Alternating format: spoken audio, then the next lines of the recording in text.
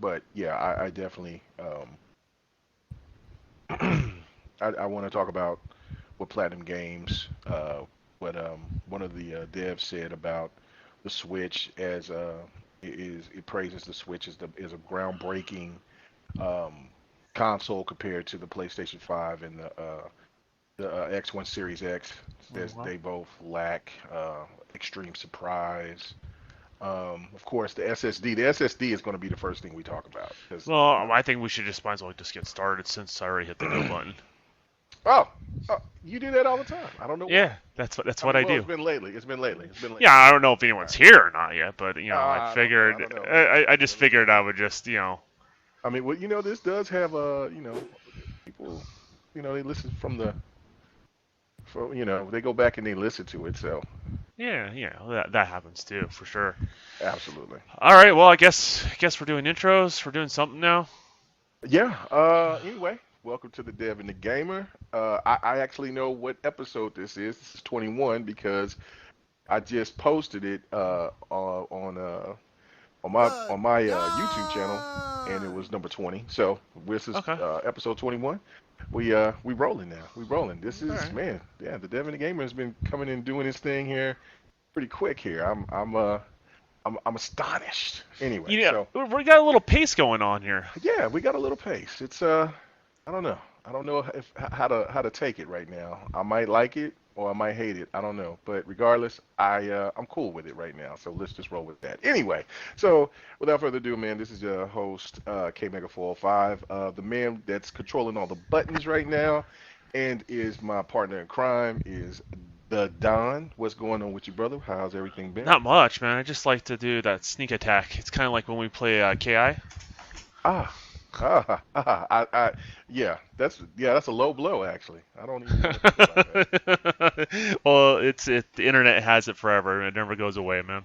Absolutely, that is true. You can kind of hold that against me, but you know what? I will always keep the video of showing what actually happened at No, that that's time. what makes it even better. That's the whole point, Yeah, right? yeah, yeah. It's great when you take it out of context. It's even better when you put it in context. So Yeah, that is true. That is true. But regardless, I mean, you had your moment in the sun. I will refuse to let that happen again, even though I might get into that mode of where I'm talking trash to somebody else. But I always make sure to tap on the controller to make sure that it's not me and pay attention. So yeah, anyway, lessons have been learned, right? Is it? they have been learned. Sometimes you got to learn the hard way. But anyway, all right, man. So let's get this started. Got a couple of topics that we want to run over. The first one definitely it needs to be addressed right now. I mean, I've was on a podcast a couple of days ago, and you can kind of take it as it was more of a hostile environment for me because there was nobody in there that was a support for K Mega. But regardless, that's not the point.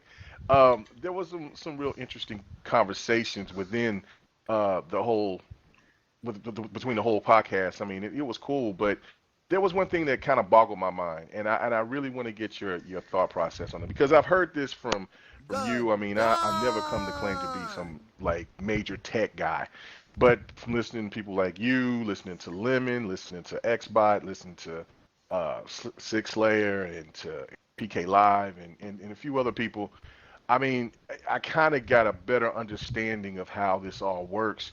And I got to just break this down because I want you to let me know about the whole PlayStation SSD. And just, I mean, I know that you can't say too much within the box, but Well, I what, mean, I can say what they've already confirmed for sure. right, right, I right. You mean, can say what they already I can confirmed. I can So, comment on that for sure. So right. So basically, I was told because I asked this question. I said, "Hey, like since you're talking to me about the SSD, that it has all these capabilities and that it can come close to the Series X in power because of the SSD and and what's all in the components of it.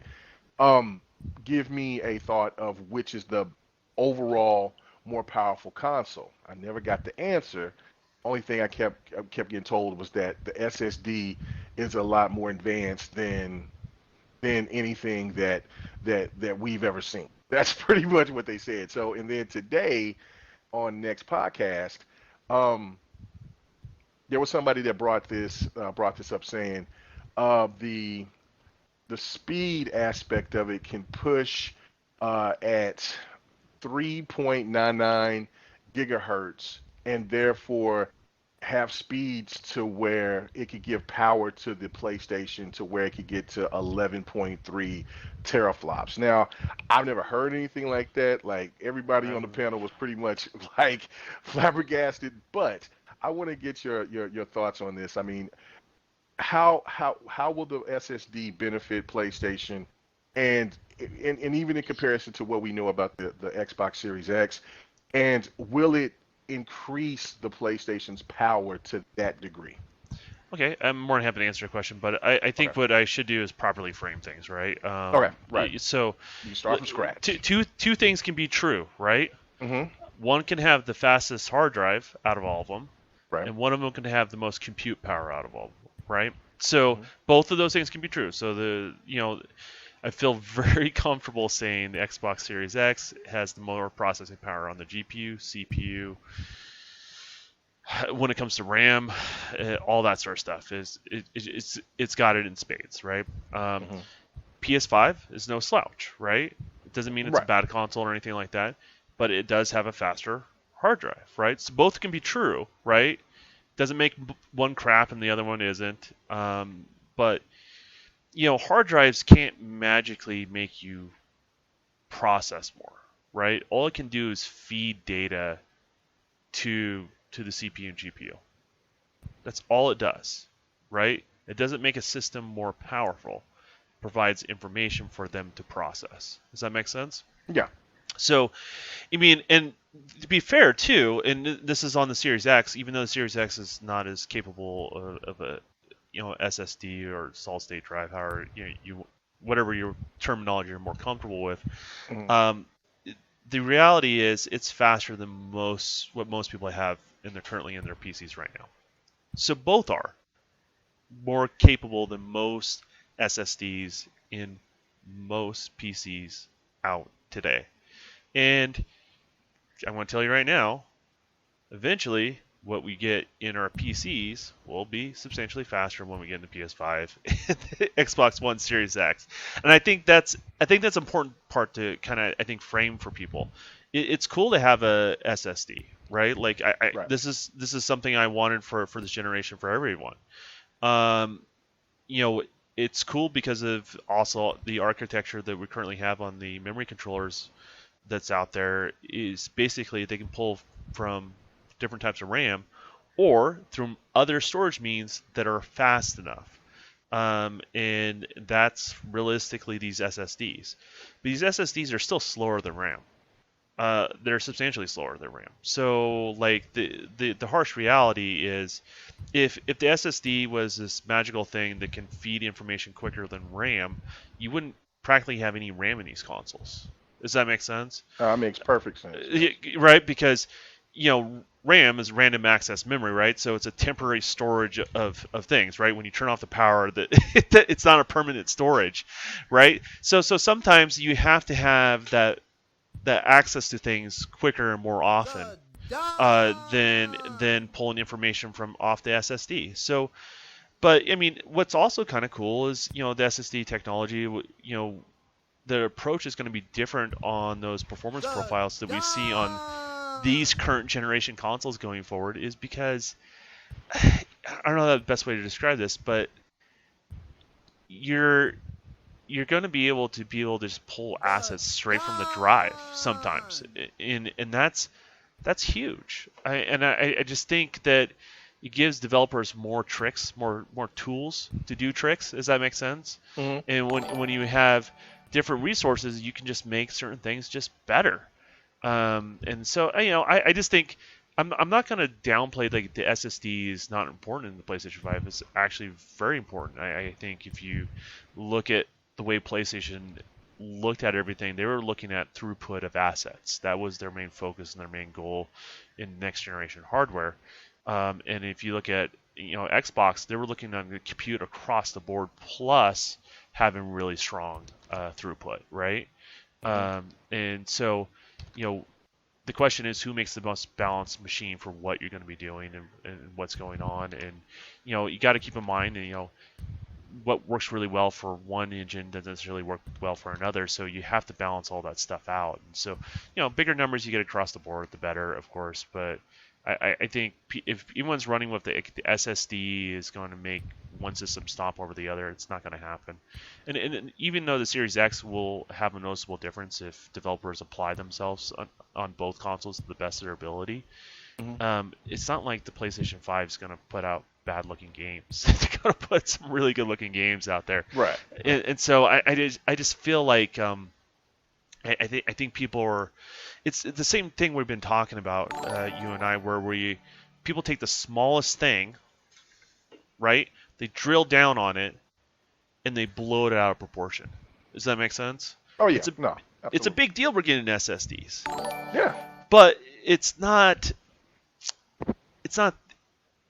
It's not like one is. Oh, that's the magic key. That's the secret sauce. Like this SSD is just going to make these games look so much better on this platform. It's everything. You have to look at every single aspect of the console. Right, and that was one point right there that I did address with the guys on that podcast.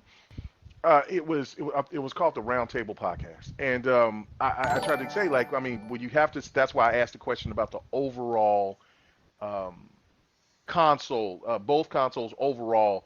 You have to put that into context, and it was just absolutely no. The SSD alone is capable of doing more than anything that the Xbox, that the Series X can do, and I know that that's not true, but they were adamant about it, and and then we're not even knowing about everything that the PlayStation 5 is going to have included in it, in the sense of like what Xbox is going to have, like with machine learning, DirectX 12. Yeah, those are all aspects, yeah, and just so you know, variable refresh rates, all those type of things. And I will say this too: both systems haven't revealed all their cards yet.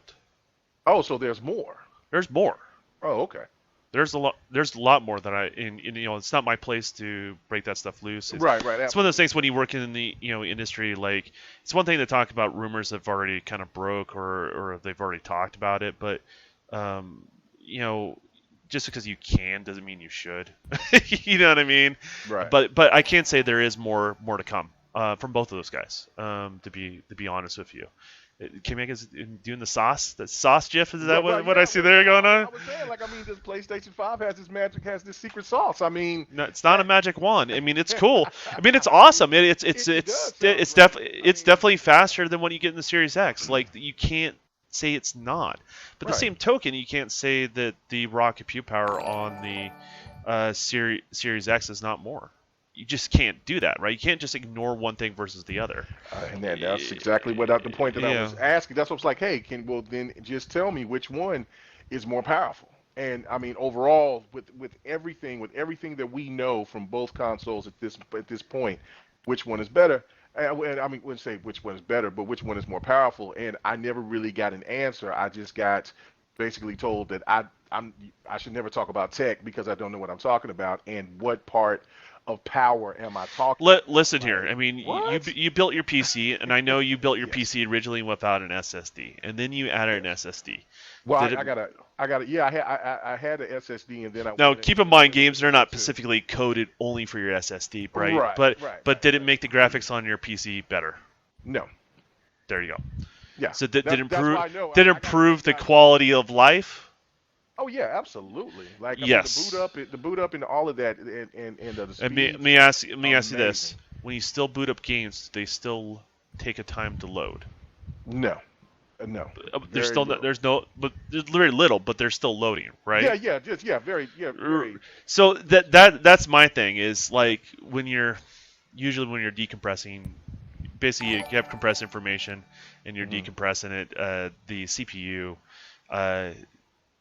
is a bottleneck in regards to that. So, Sony also tried to address some of that stuff and how they're doing it. So they're doing good. Like, I'll commend them for it, but it doesn't magically make it a more powerful GPU. All right, Blades, listen, we're not going to talk about that. Yeah, he brought up the part about where I almost, well, I did actually burn up my PC when I was first, when I had the SSD. That's why I changed and went ahead and said, well, I might as well get the M.2 because I burned my motherboard. But that was, hey, man, it's been a long time since I was rebuilding a PC. It's been years. So I was trying, and especially with the newer stuff that I was adding to it, I was kind of like, okay, this goes here. And then when I smelled something burning, I was like, what is that? And then Well, the see, motherboard was secretly, done. secretly, King Mega was trying to light the inside of his PC like Griswold family Christmas house, right? Absolutely. So he had Yes. so much LEDs going on there. It was like a Yeah. Euro So dance party. the SSD didn't save me from getting my motherboard warm and cozy. So I had to replace it, but it was okay. I had it. I got it together, working fine. I wouldn't be talking on it. I wouldn't be streaming on it. I wouldn't be doing anything if it didn't work. So learn from your mistakes. That's how I look at it. But yeah. Absolutely. So all right. So I mean, so does that Yeah. make Go ahead. sense? I mean, that's all an No, it SSD makes does perfect is sense. provide information, and it's cool is because it can provide more information on the fly, right? So you Hmm. can utilize that RAM for other stuff, right? So you just have more access to more memory because here's the other harsh reality is RAM didn't come down in price enough for the amount of RAM that I personally would want it in seeing these new systems. And RAM's oscillate honestly, it's going to be a little bit different than now that the cat's out of the bag with the Unreal Engine. Hmm. A lot of reason why RAM gets eaten up is texture resources, right? But now with the Unreal Engine, you realize you can do a lot more geometry than you could do before, and geometry doesn't take up as much memory. In my experience, it depends on how dense the mesh is, I guess, if you ask that question, right? Hmm. But the math's a little bit simpler, and so it's just a little bit more. It just takes more to process, right? So that's one of those things too, as well. I just think people they don't quite know what's around the corner. They think they know what's around the corner, and it's one of those things. Like I've been telling people about certain things like frame rates and how 30 frame rate per second games are not going away. And what's the first thing you see from both people, right? Right. Are we going to get more 60 frames per second game? Sure. Are we going to open up the possibility to 120 frames per second? Sure. But it depends on what the developers prioritize and what they find is the most important for their game, both visually and control wise, right? And when people say all games should be played this, all games should be played that, they just don't get it, right? And it's the same thing when we're talking about like SSDs being the be all. It's important. It's cool. And trust me, I don't want it to go away. I want even faster going forward, right? But it's not the end all be all, right? It's just one part of what makes it make these systems going to be great going into this next gen. So Yeah. Elite asked a question. He says, do the newer SSD still have that read and write limit? I'm sure it does, but it's usually the thing that kills those things is usually heat. So one of the things Could that be a reason why the rumors of what we was hearing about the PS5 about two different really, things. okay, two different Two, things. Okay. two, two, two different things, right? Okay, that's what I was like. Okay, So, okay, okay. Just so a little bit. yeah, Okay, yeah, okay, yeah, okay. yeah, yeah. I don't want to All feed right. into that, Hey, right. but That's why no, I said rumor. I wasn't that going to came out to point yeah, that that out to be as a yeah, fact. yeah. I'm not gonna let you do that to yourself. But but no, no, no. If you look at the SSDs on the Xbox One X, because that's the ones we physically have seen so far, right? Um, you notice they have like this metal. It's not just to make it like a cartridge to have it plugged in the back. It's actually meant as a heat sink to help pull heat away from the chipset which makes up the SSD. So heat's the biggest thing. So if you talk about reliability, keeping your SSD cool and read and writes, that's the biggest thing. And so they're a lot better than they used to be honest with you. So Yeah. I personally wouldn't worry about that. And heat is the biggest thing that will do that stuff in. So Oh wow.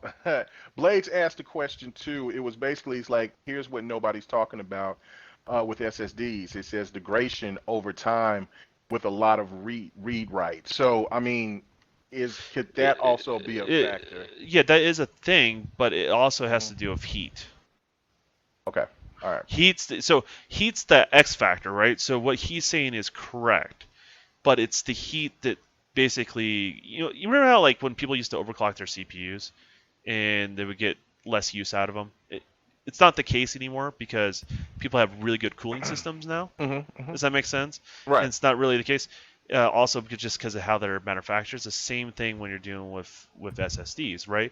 Hmm. They've been around for a while. This is not the first iteration. Yeah, It's not the first they've been rodeo. It's been around around since the 10, night 10 plus years, right? well from the '90s actually.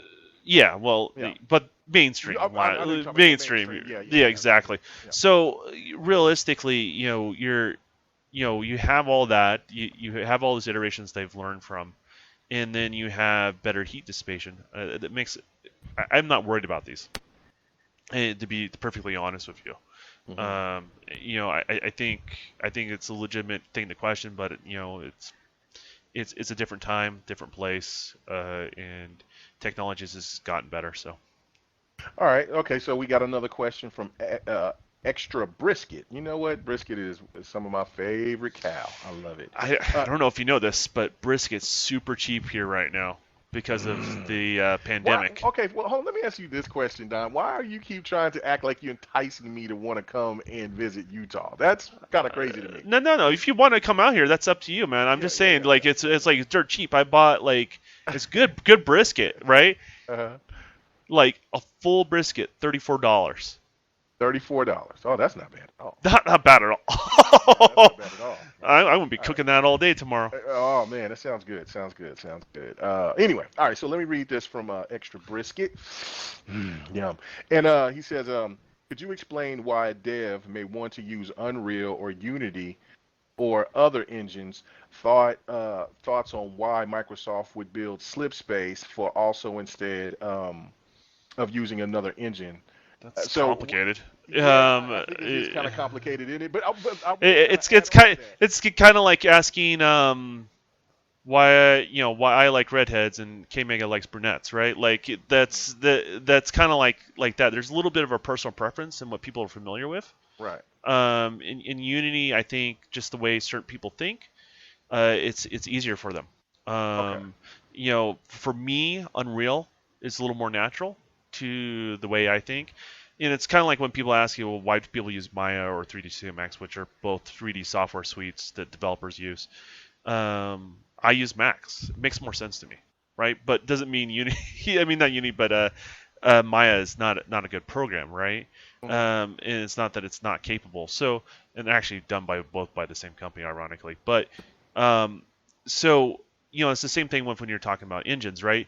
Yeah. Um, and there's certain characteristics to certain engines when you change parameters, right? Sometimes engines are not really meant to be. They can be for other game types, right? But they weren't really built around that originally. Like if you look at the original Unreal, it really wasn't built to be doing all the things it's doing today, right? If you go Hmm. back in the day, right, it really was a first-person shooter engine. In regards to could it be more things? Yes, it can. And then they expanded it and built upon it, and they made sure the tools are even better in regards to that. So, that's kind of the answer. It's a lot of it comes down to personal preference, and then these engine providers want to be competitive. So that's why you see these tech demos where, aka the new Unreal Engine, right? Where Hmm. it's really enticing people. Hey, man, we can improve your workflow because of this, and we'll go into more details about that stuff later.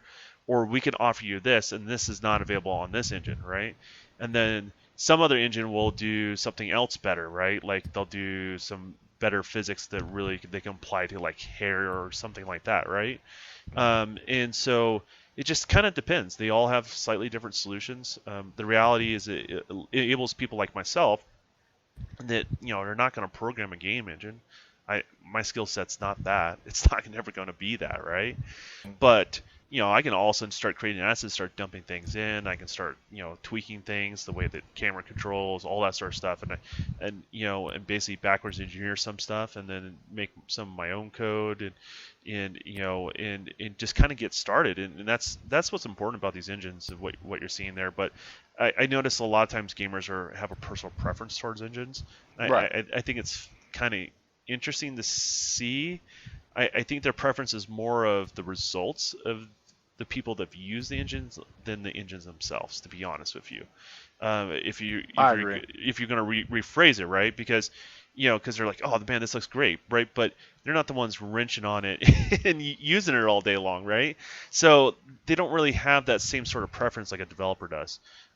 So I'm a big fan of any developer, if they're using an engine, use the engine they have the most strengths for them as a developer, and that's Mhm. where you're always going to get the best results. And not every developer has the same set of tools or skill The sets. That's the way to Don. kind of look at stuff like that. So, Okay. oh man, So got a new yeah, follow.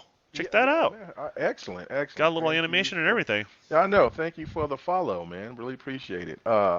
I do want to add to what he was asking because with Slip Space, it kind of seems to me that maybe Xbox wants to have their kind of own overall engine, kind of like how PlayStation has them with I think what is called the Decima. Decima engine. So, I mean, do you think that that's something that they might do for other games, like maybe for the initiative or something of that nature, or is It's it something that? possible. It's possible Okay, down the road, but okay, okay, but that engine's being built from the ground up for the particular needs of Halo, right. right? And that's and just so you know, there's some of the original kernels from my understand, and what I've been told, from like even Halo 1 are still going to exist in the new Slip Space engine, right? So it's one of those things. Halos always What feel was the like it. engine that Halo was using? That's something that I ain't even pay attention to. They What was it? never market it. It's basically Slip Space before Slip Space was called Slip Space. Really? hmm Okay, okay, Yeah, all right. so it's built on its own engine, right? Mm-hmm. And I don't know if this is true, but I think it's correct. The Destiny is even built on a modified version of the same engine as well as the earlier Halos.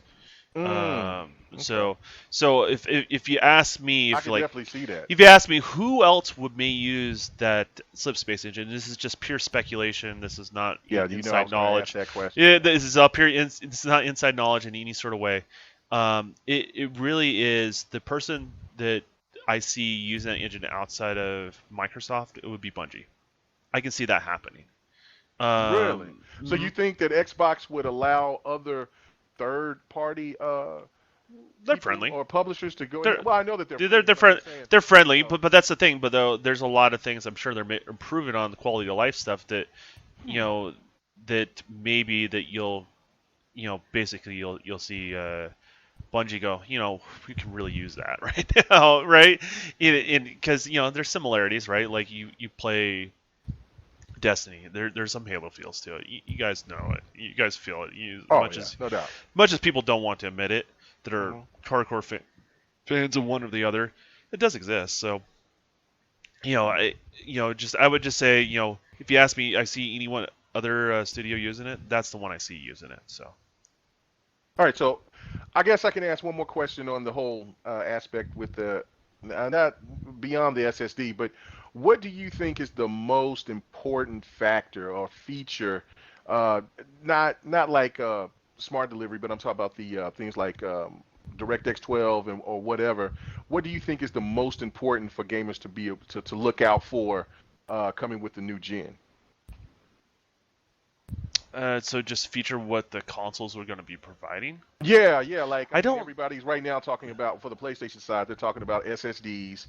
Uh, Xbox gamers are talking more so about DirectX 12 or ray tracing things like that. I mean, what do you think for both consoles will benefit for where gamers will be talking about here in the future, other than either one or maybe uh, just well, I mean, one of those? at first, I mean, I would like gamers to kind of pump the brakes on their console preference thing just for a sec and just kind of enjoy Hmm. what's coming around the corner. like, just take the time to enjoy that, right? Like, I get it. You're gonna buy this console or that console, right? Like, I get that aspect of things, but I think people just need to take the time and enjoy what they're gonna look like and just kind of understand what they're gonna be getting for their investment. Um, Outside of that, I mean, I think if you ask me like what are big game changers, Yeah. I really think it's going to be things like what you see in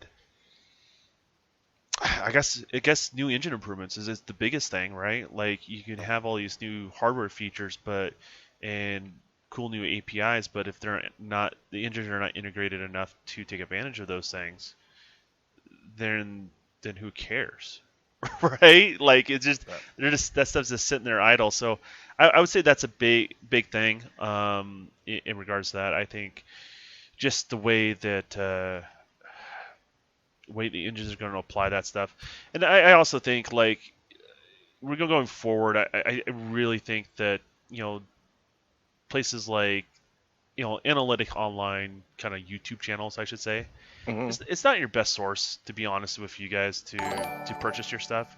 I think you guys should look at it for yourself and see if you can see the difference or not. And then, sometimes it's going to be visuals for everybody, like myself. But I think for some people, they also need to understand there's going to be some things that are not. It's not about the visuals for them. It's going to be other elements that justify their purchase in regards to that. So I think the big change is just engines. What engines are going to provide, both from a physics standpoint. I think you'll see a lot more AI stuff. I think with the cloud, that's another big thing. It's going to be huge because that's something that's not as latency dependent. And to be honest with you, CPUs are still not advancing fast enough. They're still like little children compared to GPUs. To be honest with you, Hmm. as far as the advancements go. So I would say just kind of look out for new AI stuff related to the cloud. You're going to see new physics stuff in regards to that. CloudGen still does exist today. Epic owns them. There's demos out there today. You can see that sort of stuff. So you guys are going to see that stuff down the road as well. That stuff hasn't gone away.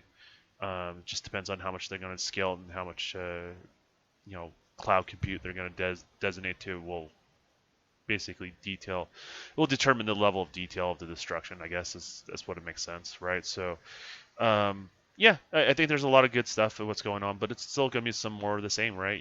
I'm still going to develop models that are really high end level, and I'm still going to optimize them to things that people don't notice, so the games still look good in regards to that.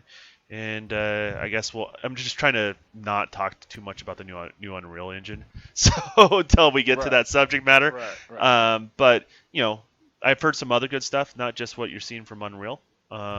So just kind of keep an eye on what the engines are doing around the corner. You're gonna see Well, a I lot more mean, of it. So that's a perfect segue. I mean, might as well get into it right now. I mean, we wanted okay. to. I kind of want to hear what's your thoughts on the Unreal Unreal 5 engine and that demo that was shown on the PlayStation 5. I mean, just go ahead and break it down. Let us know more about it. I mean, because it looked really impressive. Well, what I was the most impressive part for you? it was at the Start with end. that. Well, okay, first when she went into the cave, and then this illuminate lighting. It was something that I've seen that they were talking about in the beginning. Well, earlier this week. And that was pretty epic when she turned on the light and then all the bugs kind of scattered out and the way that she walked out and then when they opened up the mountain and then you seen the light kind of spread out through those statues and then at the very end when she jumped off the cliff and she was basically kind of flying into that port to where she got to the portal. Uh, and then everything that was kind of falling and in real time, it looked really, really, really good. Even at 30 frames per second, it looked really epic. So all of those things that I've seen really grasped me. At the very beginning of it, I kind of was like, oh, this looks pretty. You can definitely see that it was next gen. It was higher level. But until she went into the cave and then showed the lighting, that's when I knew it was like, oh, this is next level right here. Those things definitely impressed me. So the thing that impressed me the most was nanite as a Hmm. feature. So they talk about that statue, right? You're in that Yeah. section of the statue, and they showed like that demonstration where basically they had what they call vertices, which is the surface of a polygon, Hmm. literally the same size of a pixel. Um, you know, it's kind of a little bit hyperbolic, but you get the idea what they're trying to illustrate there, right? Yeah. Um, as of right now, I take any geometry as dense as just that statue, right? And I have a 220 not 220 AIs, but two 2080s, i7 processor in my development rig over 64 gigabytes of RAM, right? If I dumped just that model into Unreal Engine, my computer would freeze. It'd be done. It would just Oh stop. wow. Oh wow. Just one model. Just to put it in perspective there, guys, that one model of that statue has more polygons than most of the games you guys are playing today. That's crazy. So when they showed the mesh and how dense the mesh is, I don't think people realize how much of a glass ceiling they've gone, right? It represents two things, right? It represents what the engine can do, right? But Mm-hmm. it also represents what we are able to do with that next level of power. Does that make sense? Yeah. So you're what they've essentially done is just raise that glass ceiling. And so, can I still make models and reduce them and to create normal maps and create more of an overhead? Maybe if I want to target a higher frame rate, yeah, I can do all that sort of stuff, right? But what also I can do is take a model straight from ZBrush and just dump it into the engine. And it's not very optimized, but I can do a playtest. I can do a rotation. I can have a level. You can have a level designer literally just take a raw model, a 3D artist is making, right? And they can start playing with the level design and the look and where things are placed and stuff like that, right? And it still doesn't mean you can't go around and still optimize that stuff. That stuff is running in real time, and that's what's crazy about it, right? So now what we've done is take that tool chest of all the tools, because you can still do normal maps, you can still do all these other things, the tricks that we did before, right? Mm-hmm. But now we can have such a high density mesh that we just can have so much more flexibility, right? Because why not do a model more out of a mesh versus a normal map, right? A normal map's going to take up more resources on your RAM, right? So Mm-hmm. if I want to free up resources, I can just do it under mesh. Does that make sense? Oh yeah. So you can play around with a lot more of that sort of stuff, and so there's going to be a lot more flexibility in what's going on. And we're just talking about one of the statues. You saw how many statues they showed in that scene, Yeah. Yeah. right? It was really impressive.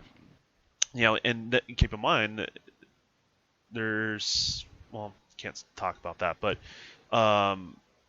there are features that are different on both consoles, like from a API level.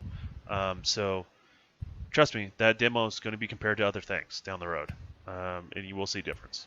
So, Okay. I mean, just take that for what it's worth. Doesn't take away from what you guys have already seen or anything like that. That's not the intent, right? But there will be a difference, and you guys will get a chance to see that stuff. So, and all this narrative that people talk about SSDs and this and that, like it'll start putting everything, I think, in perspective of what that's going to mean for you guys. But I just like it from the perspective of pipeline. It's totally changed, right? The resources I'm having that are just in the pipeline, right? And I can replace one thing with another and get the highest level of detail, and I just have so much more. And what's going to do is it's going to take artists it takes a while to wrap their head around what's the best way to use those resources. Which is good too, right? So like you'll get people pushing the system to this limit right off the bat, right? But what you're going to be also getting down the road is that continuously improvement of just kind of knowing the ins and outs, how to best utilize that power to get the best results. And so, yeah, that's the biggest point is the geometry, the density of the geometry is ridiculous. The volumetric lighting thing, which is what I think they referred to that feature was Lumen. Yeah. It's cool. It's another trick in the bag. It's most effective when you have more geometry. That's the reason why it Is looks that like kind that. of like a replacement of like ray tracing, or is that No, okay? so All right. volumetric lighting existed last gen. All right. Not even it existed this gen as well. But what they're able to do is do bounce lighting off that global illumination lighting, right? Mm-hmm. And so instead of having such a hard contrast where a light source will be in and then you have to add like another light source or a baked light source to kind of fake the rest, right? It's a little more natural between all of that sort of stuff. And yes, they use bounce lighting, so which is similar to kind of how ray tracing does rays, right? But the end result is it's more efficient than ray tracing. So you can use ray tracing This is what I've been telling you guys. Now, hopefully, this starts making sense to you guys. Ray tracing is best used sparingly, right? Because of the performance hit it takes on the hardware, doesn't mean that they shouldn't use it. They just shouldn't use it for everything, right? The trick to, a good game is to light it in such a way, or do geometry in such a way, or do textures in such a way that you don't see that degradation of what the original source material is to what you scale down. This is the reason why when you hear about digital foundry, it drives me nuts, right? Because what they're doing is before people even get WoW or get a chance to play a game, they're literally pausing and zooming into the stupidest line of like a power line in a game or something like that, something that people just don't notice when they're playing. Does that make sense? That's the Right. stuff that's supposed to be hidden, right? That's the magic of gaming. It's not supposed to be that, right? And so that's kind of the way I look at what we're seeing right now. Lumen is just another way to light up a scene. It's more budget friendly as far as your resources go, and it has a great result, right? But it's an evolution of global illumination with borrowing tricks from the ray tracing side of things. This is the best way to kind of describe what they're doing there. And it looks great. I think that's, if you look at anyone that's not a developer but they're a gamer, they're more impressed with Lumen. Most people are developers or do the stuff that I do, which is primarily the modeling side of things, right? They look at they look at Nanite and they're like, damn, when does this come out? They want to use that, right? That's the tool they want to play with. So that's kind of my thing. There's some other cool things, contextual animation stuff. So that's kind of cool. It's kind of like intelligently will add other animations to it, so you don't get kind of almost this robotic effect of a character moving throughout the scene. It's tied to their inverse kinetic of the engine itself, so it all will look natural. So looks like weight shifts correctly and stuff like that. So I thought that was cool. I was less impressed with the particle systems, but I'm sure I'll find a use for it. I just don't know what the use case would be right now. So you're basically already saying that you're going to upgrade to 5. Well, I don't know if you guys seen the release, but the port to 5 is pretty easy apparently when the time comes. Right. Yeah. They were saying that it. So like previous iterations, sometimes you just had you can port over, but you had to redo a lot of stuff. This doesn't look like you'll have nearly that same complication porting your game to 5. So yes, my game will use Unreal Engine 5. Okay. All right. No doubt. No doubt. No doubt. All right. So let me. Okay. So I mean, it was in a plan. To be honest with you, it was in the plan at the beginning of this year. Okay. So let me ask you this question, because I don't know. I'm looking it up right now, but I mean, you probably would know right off the bat. That's something that I never really asked. Good night, love. Is okay, like with Assassin's Creed Valhalla. We know that it's using DirectX 11, things like that. That's why people people So got that's been into uproar about confirmed. that. Okay, Right. gotcha. That was confirmed. But um, is it running off of the Unity engine, or if it's running off of another engine? Is it running off of I thought that Unreal? Assassin's Creed uses their own engine. I forgot what it's called. Unity? But no, when people say Unity, it makes me sound like they're talking about the engine that everyone else is using. Oh, So I don't think it's that. I think it's a different engine. I can't remember what the name is. I'm sure I can. I'm sure. You know what? Let me text somebody real I'm, quick, and I'll I'm, find out. oh, okay, because I was looking at it right now. I was going to look it I'll up right just now. text a friend over at Ubisoft real quick here. Oh, okay. All right, all right, all right, all right, all right. So, So we'll see if he answers that. But what was your question? well, Obviously, it's following that, if you don't mind. yeah, like, will they? I mean, I know that they don't have enough time to do it because the game is already going to come out at the end of the year. But uh, what about with other enhancements with Unreal Engine 5? Could publishers actually move away? I mean, just like what we've seen um, with what Respawn did with Star Wars, because normally EA always used the Frostbite engine, which I really am impressed with the Frostbite engine. I really like it. I can't wait till they reveal a new Battlefield, and I'm hopefully that they're still using the Frostbite. But if they change it up or whatever, that's fine.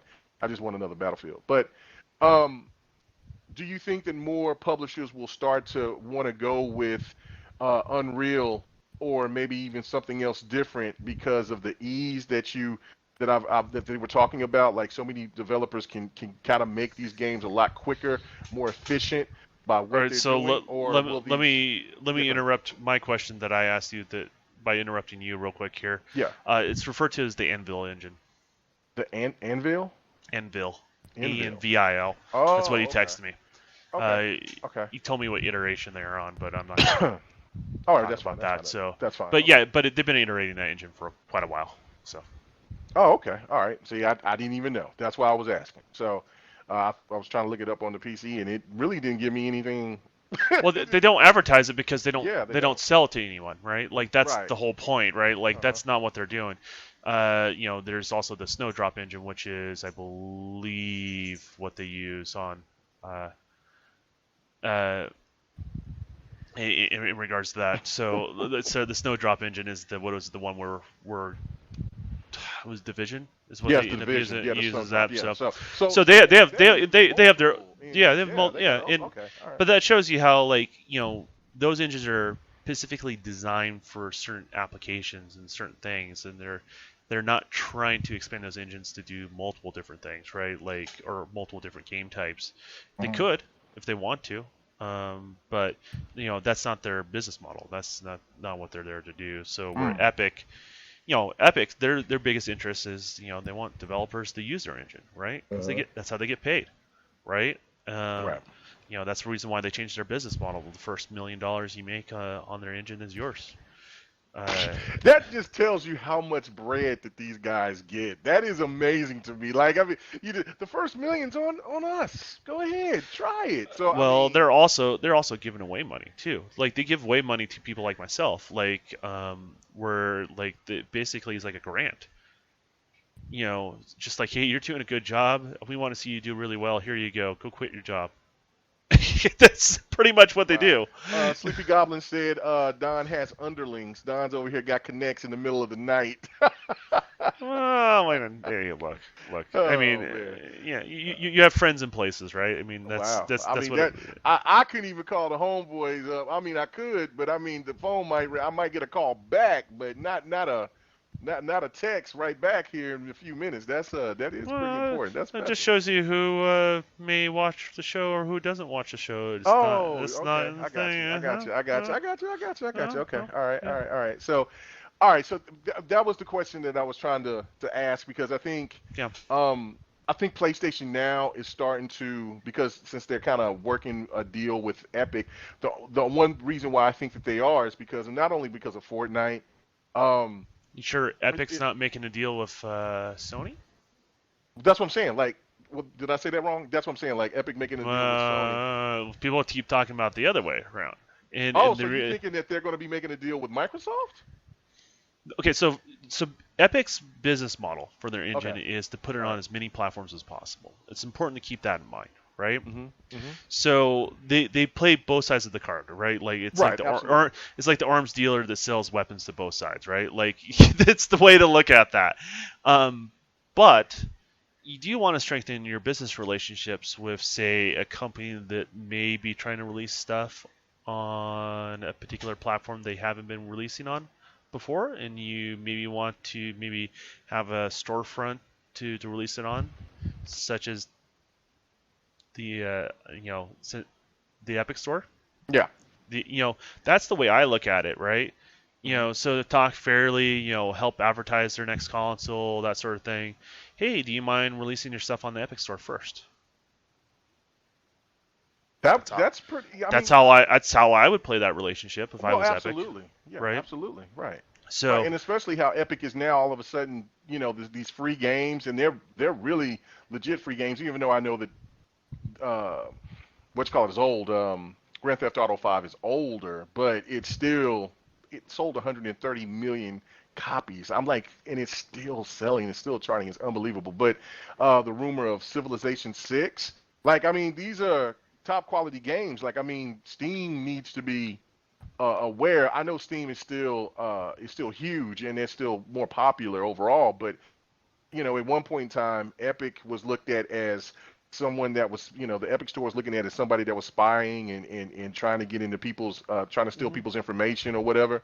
To now, Epic is not so bad. They're slowly maneuvering to start getting Well, and they Steam handled them. fans and for other fans over. They handled themselves perfectly in those Absolutely. situations. Yeah. They stayed quiet, let people cool themselves off a bit, right? Hmm. And because you can't just come back with a rational position if that's where you're at, right? Like if you're not guilty of a thing, if you automatically defend yourself, sometimes I think people are not they're less likely to listen to you, right? Because they're upset, Mm. and Right. then you're taking away their ability to be upset. And how dare you? It's typically what happens, right? So you do have to let that pot cool down a little bit before you go after them, if that makes any sense, or kind of clear the page. So yeah, I mean that's just kind of how it is. You have some sort of integrity. You stick to what you do, and people will understand you, recognize you for what you're trying to do if you're honest in your dealings, right? So and that's the case with the Epic Store and stuff like that. And I think also people have also chilled out a little bit because they're now starting to see Steam realize they have to step up their game. And they're going to benefit from it, Absolutely. Right. right? And that's it always came off really strange to me that the biggest selling point of PC, it's an open platform, but then people complain that it becomes an open platform, right? Like Right. that's not that's what PC is, right? It is an open platform, in regards to that. So, and even Microsoft got accused for trying to maybe keep Steam from being not Steam, but the Epic Store from even existing in the first place, and it was never the case, right? But that those sort of reactions with time come with time and patience, and they figure it out. And then they work that stuff out, right? Like just kind of how it is. Sometimes there's bumps in the road, but yeah, I mean the Epic Store is going to get better, and I think Steam's going to get better in regards to that. But the question is, who's fighting for the rights for Sony's games on their store is the real question, really, Right. right? Like, and this is something that like you don't hear a lot of people talk about, but something you guys should be talking about, right? Is it going to the Epic Store, or is it going to be going to Steam? Are they going to be playing both fields? Hell, there's nothing preventing Sony from putting it on the Microsoft Store. And as strange as that sounds, that could happen. I Uh, mean, there's a whole bunch of possibilities, and Don, yeah. that was the next thing that I was going to say is because I took it as to see Epic, you know, bigging up the PlayStation 5. It's because I was thinking of Fortnite for one, but then I was also thinking because PlayStation changed their name to PlayStation Studios, like Xbox did change their name, Hmm. and so I tried to bring this out, try to bring a logical thought to it, and saying like, what, I think the reason why they did that is because they're going, and then when I read the interview from GameIndustry.com, they basically Ima, I think that's Ima. I forget what the gentleman's name is, but Okay. he was bringing the point of saying like we have no problem with selling our games, but we do, but what we want to do is have people know where these games came from. So right there, that tells you. I mean, if it's only on PlayStation, then people already would know that those games were PlayStation games. So to me, that's kind of letting people know that they're going outside of the console space, which they already have been, but I think I more mean, so, and letting people there's understand that. gonna And I thought they there's were gonna going to be start putting games on more. Epic. There's gonna be more than what people think. Oh, yeah, From what I understand.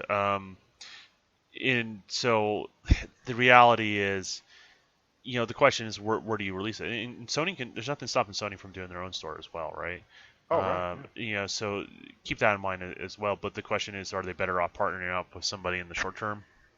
Until then, and who do you want to strengthen that relationship with, right? So, that's I think Tim Sweeney's been cagey because like on what he can or can't talk about, but he's on like crazy NDAs from both platform providers, right? And he's not there to piss off any platform provider. It's Right. just it was showed on. They have to show it on something, so Well, might that's as why I well. kind of thought it was tasteless what My, Keeley, like Jeff Keeley was trying to do, oh yeah. when Well, he was that's. interviewing them. I'll be honest with you. I'll straight up say, I would say to his face, that's dude, that was amateur hour. Like, be a reporter. Like, be better than that, man. Right. In regards to that, because the way I look at it from Epic is you have to show it on something. Or what are you going to show it on? You going to show it on PC? You going to show it on Xbox? Or are you going to show it on the PlayStation? But the problem is if you release the demo on an Xbox, everyone knows the overall processing power is more than that, right? So the question is, people are going to start doubting what you can actually do on the other platform because no one's seen anything like Nanite or Lumen running in real time, right? Hmm. So that brings in question with developers, are they going to be able to do it on the platform that doesn't quite have the same performance, right? And so when you do the demo on that, you're going to be able to get even better results on other platforms, right? And then you follow up with saying, hey, guess what? They can also do it on this generation. Not even what's coming around the corner, it can be done in this gen, right? Hmm. And so it makes it more believable across the board when you're talking about all that stuff, right? Now, is it going to be the same fidelity on this gen? No, hell no. They're lesser powerful systems, but you get where I'm kind of going with that, right? Right. And so that's where things are going. And I think that this smart move, showing it on the PlayStation. Not just because I use that engine, it makes the most logical sense from a business practice. If you're trying to strengthen relationships with Sony, because they're going to be releasing stuff on PC, it just makes sense why they chose them to do that. But it doesn't mean any of that stuff is exclusive to that platform, and it doesn't mean you're not going to see even better performance on other stuff. And so, that's the type of stuff that people got to keep in mind. Like, people are always trying to work the deal, work the angle, right? Work that relationship. So, Right. Right. And that was another thing that I was thinking about as well, is maybe Sony would use Epic on a couple of maybe new franchises that may be coming, or maybe a couple of old ones, instead of every game that they've been making. First party is from the Decima system engine, and I would think that would be smart because I mean, look, I mean, you look at uh, Gears. Gears is using Epic. Halo has their own. I don't know what Forza use. I have no idea. it's the Forza Tech engine, so it's their That's own their engine. own. It's their own engine, right? Yeah, but they have their own So, requirements, right? Like, they have right. physics running at a higher refresh rate than the actual Hmm. refresh rate of the game. So what I mean by that, so they have physics running at a higher refresh rate than 60 in the background to give you that level of control. That's one of the reasons why I say, like, frame rate's not always everything, because when you play, for example, Horizon, it's 30 frames per second, right? But it still feels like it plays like a Forza game to some degree, right? Hmm. And it's because the physics are running at a higher refresh rate than the actual display for refresh rate. And that's what's going on behind the scenes. So their demands are very specific on what they're trying to do with that car game. And could they make a car game in Unreal? Yeah. Is it the best use case scenario for a game like that? Mm, Probably not. It's a very specialized thing, right? Hmm. And so it's not to take away from what like Unreal does or other engines do. It's a very specific genre, very specific needs, and so it may not be the best thing to use. For example, Playground Games. Do you think the next game that they're going to be using is you know, the Forza engine? It's not. No, it's I don't. it's gonna. I guarantee it's gonna be something else. I have a good idea what it is, but um, matter of fact, I think Microsoft maybe or actually spilled the beans a little bit on that to some degree if people know where to look. But so you use the engine best for the type of game that you're going to be doing, and that's the way to look at that stuff. So Okay. All right. Really good. Really good. All right. So, let's get on to another topic. It kind of keep you in space because I know that you was pretty intrigued by this, and I wanted to ask you this question on the single developers that's out there, right? I know that that kind of you started off as a smaller developer and kind of worked your way into where you are now, but it's really impressive to see, especially when you got a chance to play some of these people's work. I mean, there's the developer Jan Lee, I think it's Jan Lee Studios or whatever. That's what the gentleman calls his studio that's made Shaolin versus Wu Tang. It's a fighter. It's just now on Xbox, but it's been primarily on PC. I've been playing his games for a little bit now, and I enjoy him, and and there's still some things that he needs to do more, but he, like you said, he just can't afford to do all of that right now. But I mean, I could just see the game that he's presenting. It's got a lot of love to it. It's really dope. So, but then there's also the guy that's doing what is it? Memory. I just Bright memory. Right memory, thank you. Yeah.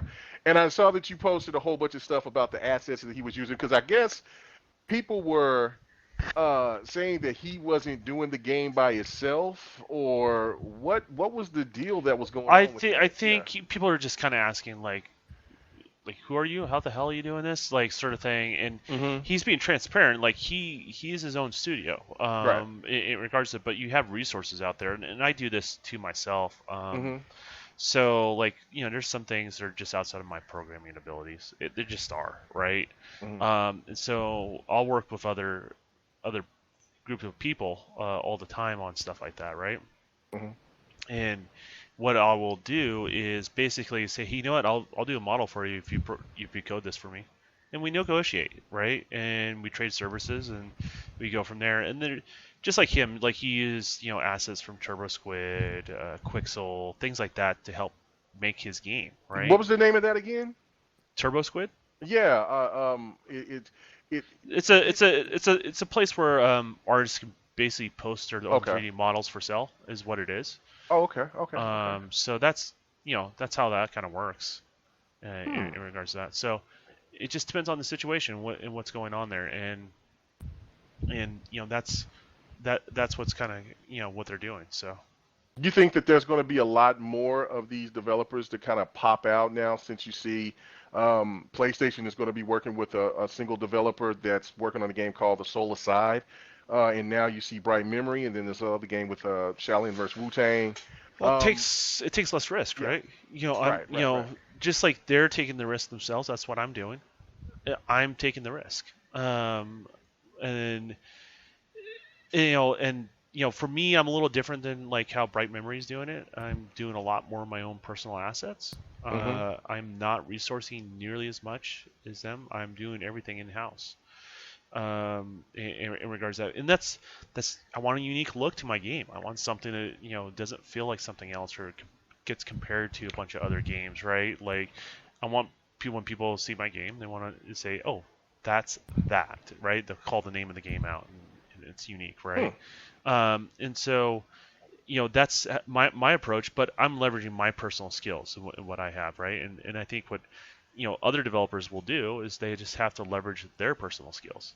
Um, I mean, that's kind of how all that stuff works. You're gonna have to re-put the gameplay on. It went away. Yeah, it looks like the memory card froze, and so I don't want it. It said, "Do you want to close the program?" I'm like, "Nah, just gonna leave it blank as is." So I apologize, guys. I'm gonna dump that stuff on the drive. Oh, poser! Look at this. Yeah, man, I'm Man, I'm I'm gonna telling have you, to man, I'm gonna have to heat. teach the dev how to get that gameplay right. I see this now. I got an edge. I got it. I'll take it. Anyway. Yeah. Telling you, man, that type of memory can't handle heat. I was like, I wonder if this is going to hold up, and it didn't. No, it's not. So No, anyway, but go ahead. I'm sorry. Go ahead. no, I mean that's just kind of what that stuff is. I mean, that's the thing is like you have an idea and you may not want to be able to pitch it to a studio. Like they may like, what the hell are you talking about, right? Right. But now you can get something that's a little more tangible, get it into people's hands, and look at Bright Memory. Well, yeah, that's to me is it does have similarities to other games, but it has all the cool elements that gamers want. Like I Hmm. mean, it's got the fast-paced action. It's got some hack and slash with it. It's got just Hmm. it just looks like it's a really good fun time, and that's where I think a lot of A lot of gamers just they want to just sink their teeth into a good time, having a good experience playing a game. Not everything has to be so over dramatic and and, and simplified. You know Handy. what I'm saying? He's What's up, Dev? And the gamer. disrespectful. Anyway, so but yeah, it's like to me, it's that's that's I think more so. I think we might start seeing more of these different type of devs just kind of pop out of nowhere, and I'm pretty sure that they've always been there. But I think that if they see that these games start to really take wins, because I mean, Bright Memory has really got a lot of people's attention, and and I think that there'll be more of these devs. They'll take more risks. They'll be out there, be more encouraged to come out and say, "Hey, look, I got this idea. I'll drop this." Matter of fact, I seen another dev earlier this week, and he has this. It's just only a PC game only, but it's kind of like a hack and slash RPG thing, and he's putting it together. He's asking for some crowdfunding stuff like that. But I mean, you got to commend these guys to take a lot of, I have no idea. I'm not into programming and anything like that, but I mean, just listening to some of the things that you tell me and just now just listening to what a I lot of mean, people have to I've go been through, it's showing you some crazy. stuff Yeah, behind I the know. scenes. Right. You saw some of the texture work I've been doing, and all next thing you Yes. know, you're starting to see it in certain engines, stuff like that. So I Mhm. mean, Mhm. Mhm. yeah, it's just kind of how that stuff is. I think what's exciting for me is like the tool sets. Like Quixel was a tool set I was familiar with, I knew how to use, but it just wasn't in the budget. I Right. just couldn't do it. And now it's free with Unreal.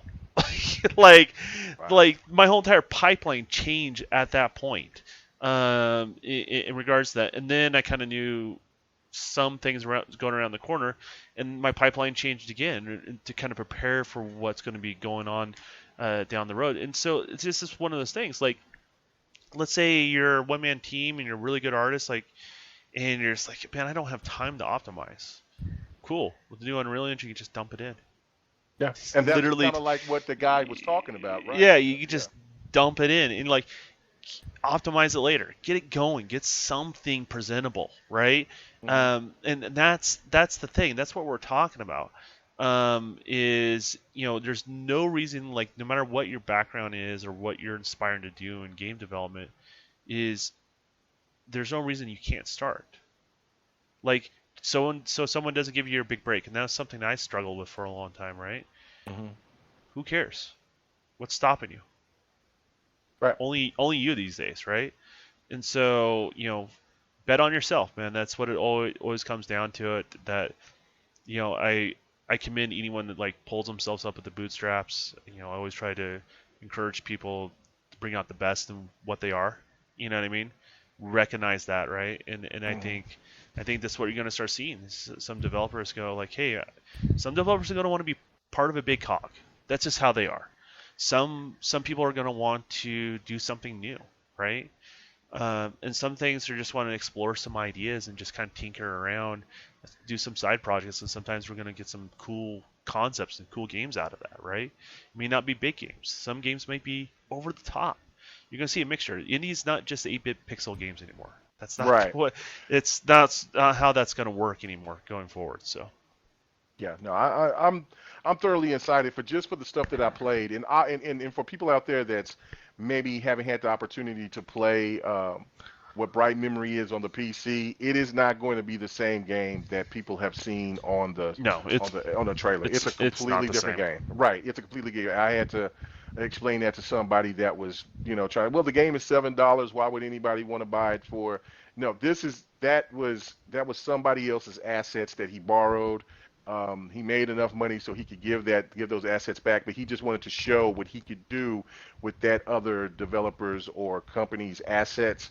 And it's one hell of a game. I mean, it's fun, it's cool. It actually looks really good and polished for just one person to do it, and then just like what we seen at that trailer, and then for everything else he's doing, and then also he said something that was pretty interesting. That he said that the publisher that he's working with is Microsoft, and that's kind of like where his focus was, and that kind of blew my mind. So I don't know if this game is going to be exclusive or not or timed. I have no idea. But all I know is that I got to give kudos for Microsoft to look out for talent like that, just like for PlayStation to look out for the guy that did Soul Aside, because the stuff that he was doing with the Final Fantasy games to pay tribute was absolutely insane. At that time, it was before, I think when I actually seen it was before Final Fantasy 15 came out, and they were showing what he was doing. I'm like, now that's incredible. And it was just one guy that did it.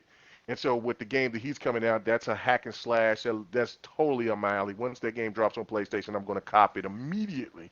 But yeah, no, I think you're right, Don. I think a whole bunch of people out there is going to start having a lot more, a lot more faith in their abilities and just start coming out and pushing out their vision. And I hope so, because when you think of indie games, and I think that would, I don't know who made that point, but uh, when you hear the word indie, you just think low grade, games that look like 8-bit, stuff like that. But I mean, now with the tools that Unreal and all these other engines are having, and with these new consoles, it's sky's the limit, man. I'm very excited for it. Very, very, very excited.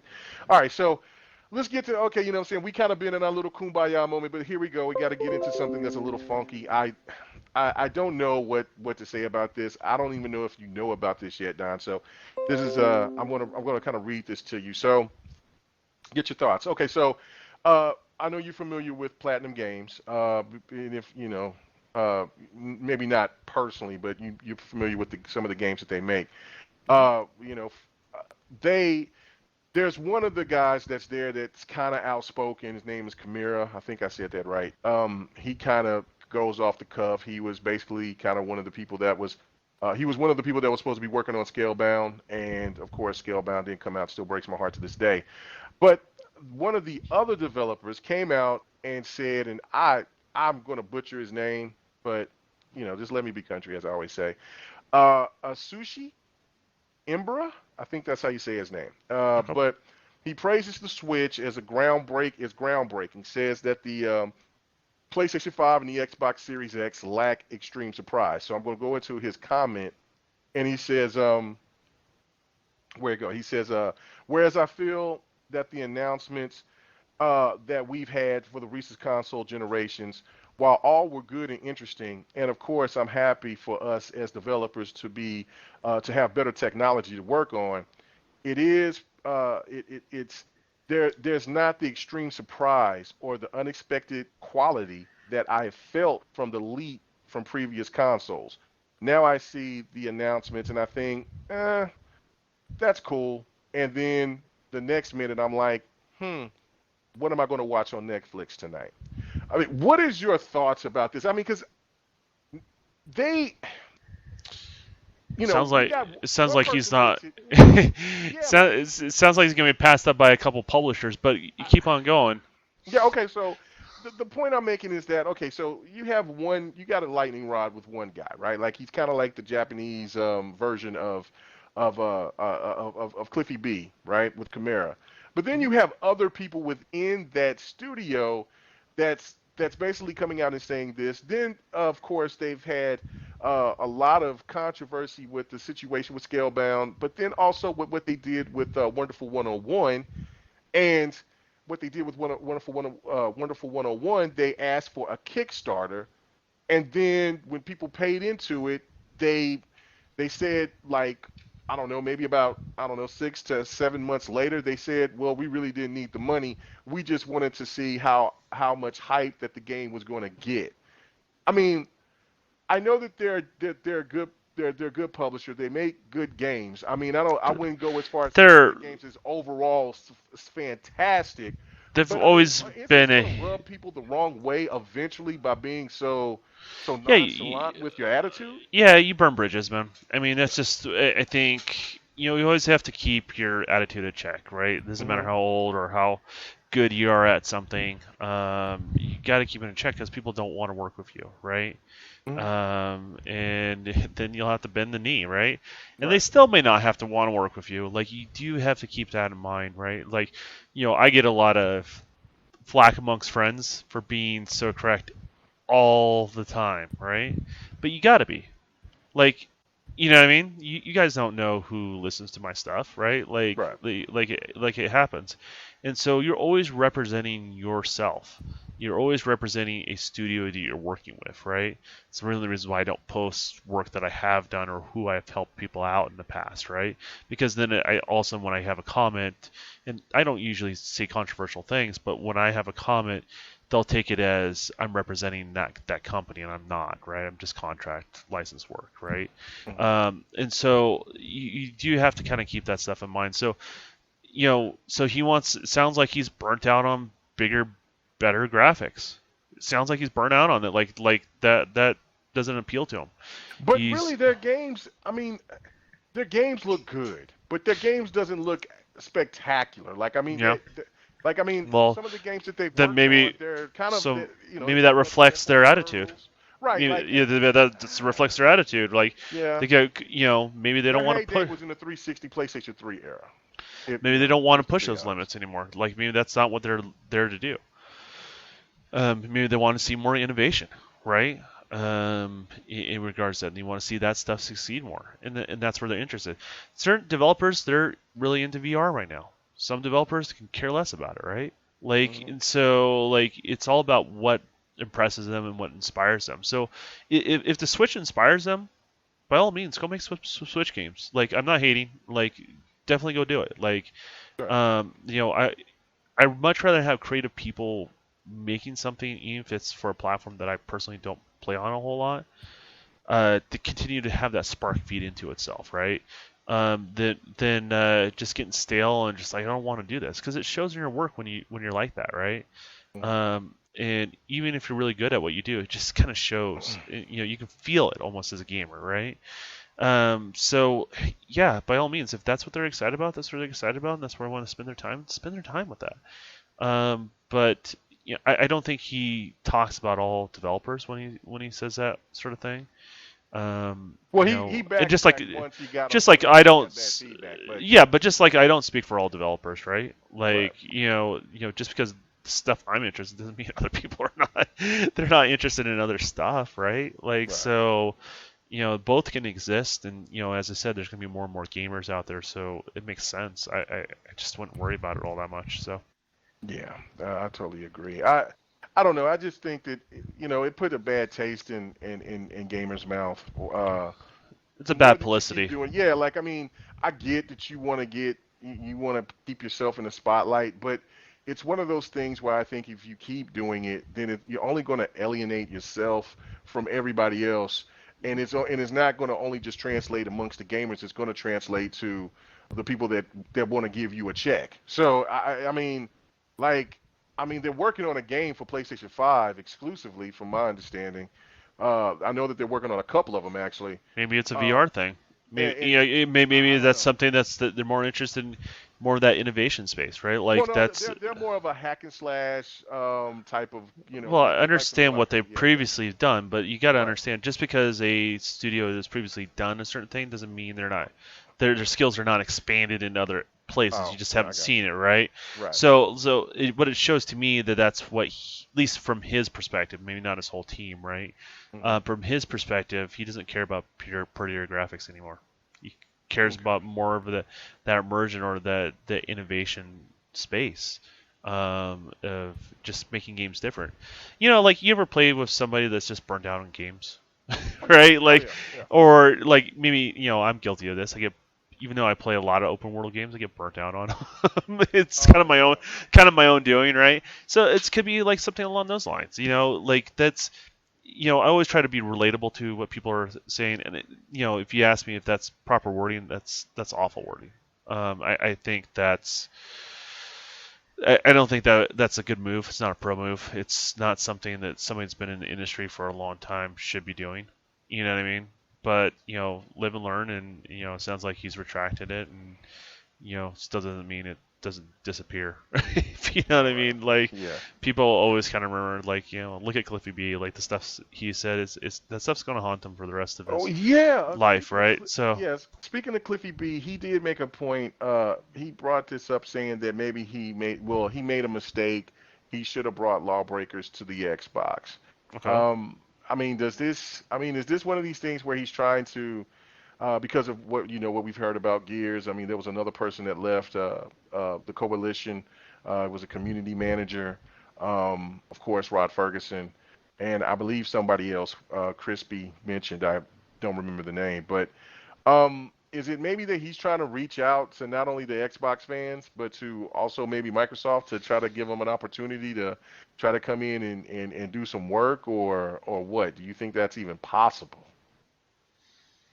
I don't know. Like it's Cliffy is in a weird spot. He's kind of like, I mean, Eh, I almost say like he's in a weird spot like David Jaffe in a lot of ways, right? Mm-hmm. Sometimes when you run your mouth in a certain way, um, it affects your hireability. And sometimes maybe they just don't care, right? But then eventually they do care, right? It's how that Right. goes, and it sucks because I think Cliffy B still got something in the tank. I think he still has something more to offer than just Gears. And I don't think Lawbreakers was the right game at the right time. To be frank with you, um, but it wasn't a bad game. It just wasn't the right game at the No, right it wasn't time. a bad game at all. Yeah, No. so you know, in regards to that. So I mean, I don't know. I think he's got a lot more in the tank. He needs someone. He needs to not have a public Twitter account. He needs to have someone manage his Twitter account. Like he's that type of guy, right? Like he has good things to say. He's talented. He really gets teams to be creative, and you get really unique stuff. And I think he's got a lot more to offer, but maybe he's also you ever see like a childhood star? Oh wow. Yeah. Yeah. Yeah, you know what I mean, like you like a Macaulay Culkin or something Yeah. like that, where they're Hmm. he reminds me of that, right? Because like and I say that, but he got hired really young. People don't realize that. He started working in the industry a lot younger than I did. And so, I mean, he still gets like the first game he gets paid, it was like on shareware. So like basically, you put a game out there, they would send you a copy, right? Hmm. And it was on Goodwill that they would get you, they give you money is basically how it worked. I remember it was like like somebody would advertise their game on the back of like a PC magazine. That's how it used to be. And that's how he got his start. And then Epic picked him up, and he was super young talent and stuff like that. But because he was such a young talent, and he didn't really have any bombs, right? Like for the longest time, you just had, that kind of hit after hit scenario going on for him. I think, when you live in a world where everyone tells you you're great all the time, and then finally something's not right, it's something is, Right. yeah, it doesn't resonate with people. They don't know how to manage that, right? And in regards to that, and maybe he's growing up, and I always think there always has to be like a road to redemption for people. Like people are gonna make mistakes, and we live in a place where everything is a lot more public for everybody. So I think a road to redemption, is something we should all be thinking about, just as a community of gamers and developers and stuff like that. But it's hard to kind of forget the stuff he said and how he's acting in the same breath, right? So, Right. I looked, I wouldn't want to hire him for my studio, to be honest with you, but I know he's talented as shit, right? Like that's the harsh reality. I both can be very, very true. Does that mean I would ever? Is he blacklisted forever? No. He just has to show me that he doesn't have to show me he's got talent. That's not that's out the door. I mean, I already accepted he has that, right? In spades. But he has to show me that he can work and then work in a public environment amongst gamers, right? In regards to that, and whatever form factor that is it being a little more quiet behind the scenes, be more of an advisory role, or be more hands-on? Because there are teams that work with him like him. I know that for a fact. And they speak highly of him in that sense. But a development team knows the context of what he's trying to say. I don't think gamers really understand the complete context of what he's trying to say, and it comes off wrong. I mean, Right. just what it comes right down to it. So I mean, just knowing where to be humble it's a difficult thing. We all have to grow through it, and we all Cliffy's no exception. So Oh no, no doubt about it. No doubt about it. Excellent point. All right. So, all right. I had one more thought, but it left. But I do want. I have one more topic that we need to hey, gameplay's discuss. back. I saw that. I saw that. I saw that. I Hmm. saw that. Good deal. Good deal. So did it cool off, or That did you that just oh, click the bubble, or what? I waited until the memory card cooled off, and then Uh-huh. it allowed it to close out, and then what I did is I just put it on the hard drive, so it won't be a problem. So we're good. Oh, okay. Good stuff. Good stuff. All right. So we talked about this. It was a private chat. Well, it wasn't really private because we were streaming, but the discussion of Halo. Um, we don't have to get too deep into it, but I have to ask this question to you because it rubbed me the wrong way, and I know that Ryan McCaffrey means well. I'm not trying to, I'm not like some of these people like, Oh, I thought I said something to rub you the wrong way. Okay, no, okay, no, go no, no, ahead. no, no, no, no.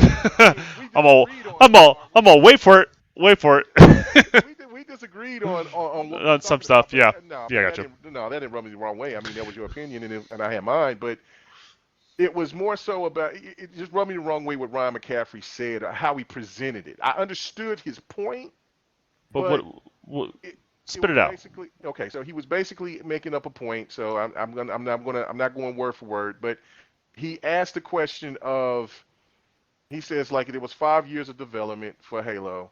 Um, Pretty much, this is going to be the biggest Halo budget of all time. It's going to be the Xbox Series X launch title. Um, Halo basically has, um, Halo has kind of been looked at, or I should say, 343 has kind of been looked at um, as the stepchild of of making Halo with Halo 4 and Halo 5, especially. And basically, is this, is it do or die for them? Is it? He basically said, look, is this a do or die situation for them? And I looked at that like, what? And I know that that wasn't word for what he said because I can go looking and I'll read it. I'll go find it when I hear your point of view. But is Halo in jeopardy at all, in your opinion? Um, does everything ride on the presentation of what Xbox is going to do in in July with when they show Halo? Is it at that point to where Halo is going to be looked at as the game that it's always been, the one of the legacy titles, one of the biggest biggest titles of all time, up there with Mario, Zelda, etc.? Or is this now the time where Halo actually falls off if they don't present this game the way that people is expecting it to? Well, here's the thing. Everyone has a different expectation. So when people Right. talk in platitudes, I think they don't relate to other gamers when they're saying that sort of stuff, and they're trying to kind of force feed their view on everybody else. In regards, and some people think alike. I'm not trying to take away from that, but that's what I see a lot. And here's the thing. Halo hasn't done bad. Some have done better than others, but Halo 5 did good. It actually did really good. Um, doesn't mean you can't be analytical and say where are areas you can improve, right? And how can we capture maybe some of that audience that maybe we've lost, right? Like that's what I see a lot with what they're presenting with Halo Infinite. If that makes any sense. Yeah. Okay. So Uh, let me read okay. it. Let me read it to you so you can get it all Okay. of it. Okay. It says, I know I'm getting ahead of myself, but I don't want to sound dramatic. But uh, has there ever been as much writing on a showing of a game for Microsoft than the July reveal of Halo Infinite? 5 year long wait, long silence, next gen launch title, face of the new Xbox One first party. I'd argue that no other Halo has had this kind of pressure. Halo 2 was before social media, and Halo 4 was during the 360 glory days. And I certainly can't name any other Xbox game that had this kind of make or break feel uh, to it for the Those. IP and the larger first party Yeah. platform reputation. Yeah. I think he's just trying to get attention. Okay, see, yeah, I mean, just to be hard. He knows better, right? Like he knows Halo 5 has done well. Like he's not that ignorant. He can't be. I mean, you're trying to tell me that he doesn't know better for how long he's been doing media for Xbox? He Come, hated the story more than anything. I He hated the gotcha. Halo 5 story, right? Yeah, I he gotcha. hated it. You don't have to like the story to recognize that it did well. Right. right? Hmm. Just that's the harsh reality. Like, just because you don't like something, that you can also recognize in the same breath, hey, it wasn't for me, but it doesn't mean it's like that same sort of you're with me or you're against me sort of attitude. Like, Right. that's not how that works, right? Can you speak from himself? Like, is it the last one you'll possibly interested and you're going to lose me as an audience? It's possible, right? That happens all the time, right? Hmm. With decisions that are made, you're going to lose your audience, and I think honestly, there's no winning. Um, that there's just no winning. Like, here's the thing: no matter what they do with Halo going forward, there's going to be a certain segment of gamers that they're just not going to be happy, no matter Facts. what they do. But they have to do what they think is right for the franchise and where the direction needs to go. Now, this is coming from somebody that's been very critical of the art style of Halo Infinite. Doesn't mean they change it for me. I've already expressed what I personally would prefer over in a new Halo game. They have to do what they think is right for the franchise. Does that make sense? Right? No, It's not absolutely. Right. about me. It's about the franchise. And sometimes they have to evolve it and stuff like that. And here's the other thing too: is Halo will always, I think it'll not guarantee you always will do well, because you do have to put some work out there, right? Hmm. But what you're not guaranteed is, you're not guaranteed that, I don't know the best way to describe this. You have no guarantees how the public's going to react. Does that make sense? Oh no, I got you. Yeah. You, you, Right. you, you have no idea. All you can do is put your best foot forward, put your best intentions forward, and really kind of go from there. And you also got to keep in mind, it's not the only first-person shooter. You got to keep in mind, when Halo first came out, it was the game that pushed first-person shooters onto consoles, which was a Hmm. very non-console thing. It's very much a console thing now, right? And there's so many different types of first-person shooters, right? So it's it will always be it won't be the only first-person shooter out there. Does that make sense? Right. And, and that's another thing people got to keep in mind. It's like, it needs to be the game changer of everything. Why? Why can't it be the best Halo ever?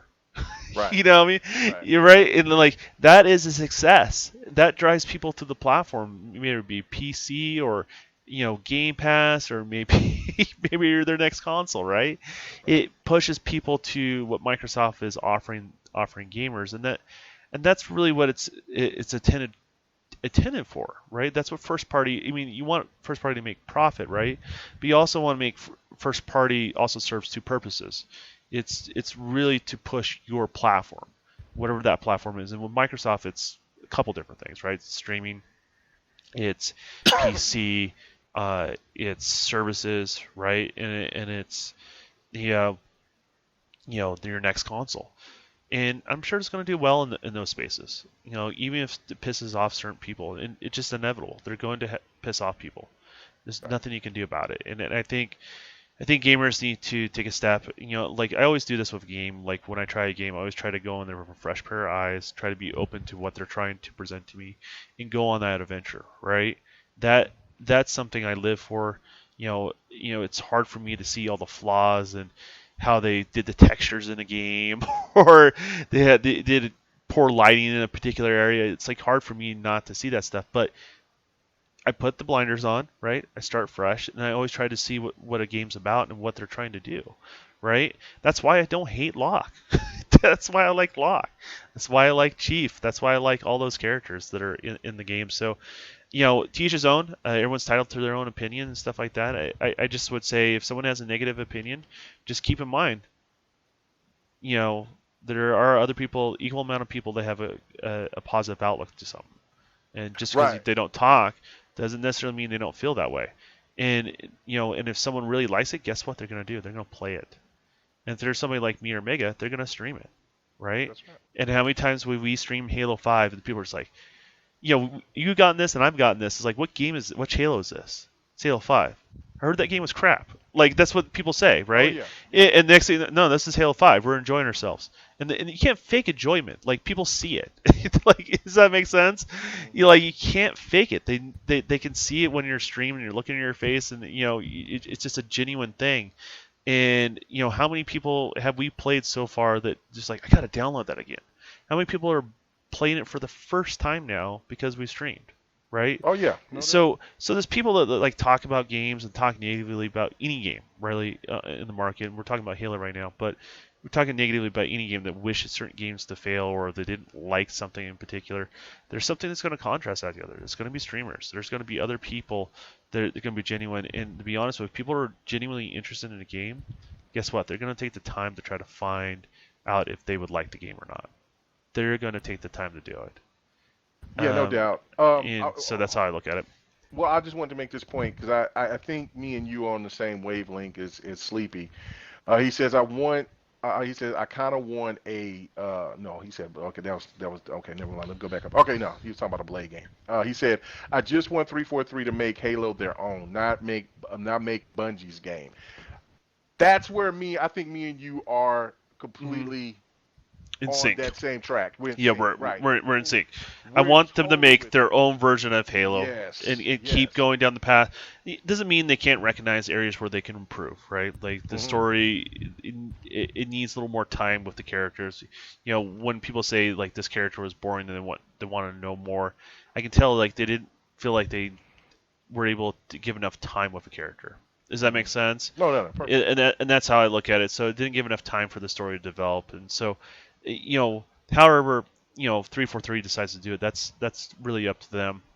And I personally wanted to see, and this is something I've always said, like I want to see the art style always evolve, right? I don't want to see stagnant or going back. In regards to this. So, I wanted it to evolve from Halo 5. I didn't want it to be Halo 5's art style. I didn't want to be Halo 4's art style. I didn't want it to be the older stuff. I wanted to see that evolution, of Right. whatever that is. And, I was joking around with somebody today. What was it? The gentleman I was playing Halo with for earlier, and it's hard for me to look at Master Chief and go, I have a pair of Foxgloves that looks like they have more technology in them than Master Chief, and that's not a joke. Like it has textiles that are more advanced than what they present on Master Chief.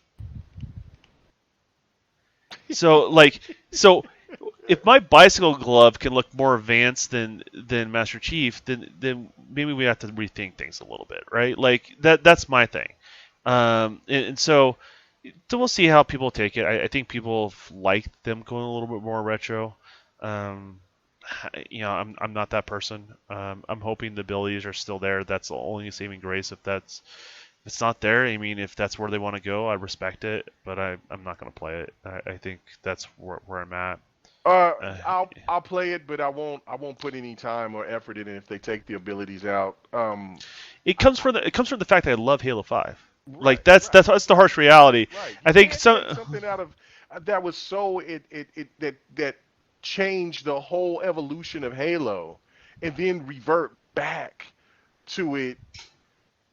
I mean, that like you said, that's a whole step backwards. And then like if you like you can only do that so long. That reminds me of people that got tired of Battlefield going into the old world wars and like Call of Duty doing the same thing. Like everybody It's just funny. rewind and stuff. People complain because they wanted to go back, right? And now that they are back, guess what? People push. They wanted to be more modern again, Right, right? right. So that's the thing is, it's nothing wrong with having a little flashback, a little throwback, a little prequel, something here and there. Like it's cool if you want to do that, right? Hmm. But if you want to do something more modern, like don't be afraid to keep going forward. And Halo's a beast, man. Like I have a lot of respect for 343 and what they have to tackle, because 34. I mean, Halo's kind of its own thing at this point, right? Everyone feels like Right. they have something invested in it, that it's their own personal game, whatever it may be, in some sort of form or fashion. So that's kind of how I personally look at it, and I don't know. We'll see. It's like a little less than a month and a half, and we we're Yeah. definitely going to see what goes from there. So Yeah, no, and that's a really good point. I wanted to point this out too. Is I'm not understanding this level of scrutiny for a game that really battles itself. I'm gonna kind of steal something from Lemon what he said last night when we talked about it. He's like, Halo has no competition except amongst its own games. Like when you look at it for any other game out there, I mean, like you yeah, have to go to the higher. Yeah, there's no other first person shooter that does the same things that they do. That's no, true. no, no. That's true. There's yeah. Lemon was 100% right with that. You know what I'm saying? So shout out to 108 Dragons for that. But yeah, and so like I get that he's totally right. And then another point that I made last night was that it's really funny to me because God of War Ascension was not that great of a game. It was decent, but it wasn't what people wanted out of God of War. Okay. And the changes of that game was so dramatic that David Jaffe wasn't a part of it anymore.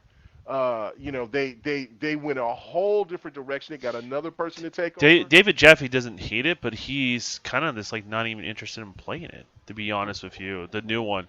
Right. Right. So, Yeah. but it kind of just shows like this is how that stuff is, right? Like, Yeah. and they had to do what they thought was right. And like, I personally prefer the older God of Wars I myself. do too. But So, but but but the new God of War was really good. It was really yeah, good. yeah, I can see where people like that. So, I Yeah. mean, it's just it's just one of those things like that's fine. And sometimes franchise outgrow you, man. Right. And that's the thing to me. It's like what I'm saying. It's okay. Where's that energy that I mean, I didn't hear anybody saying, "Well, God of War is at it's make or break for God of War. Yeah. It's strike. It's their second strike if they don't get this right." I mean, none of that. Everybody got hyped for it, and that is when I go back to what I've always said. It's like people looking for attention, Exactly. just feeding off of It's crazy. negativity and just Right. whatever. Like the thing is like and I've said this before. If you have you know two valid points to justifies your feelings and your position, I'll listen to you. I may Right. not agree with you, but I'll listen to you and I'll definitely respect you, right?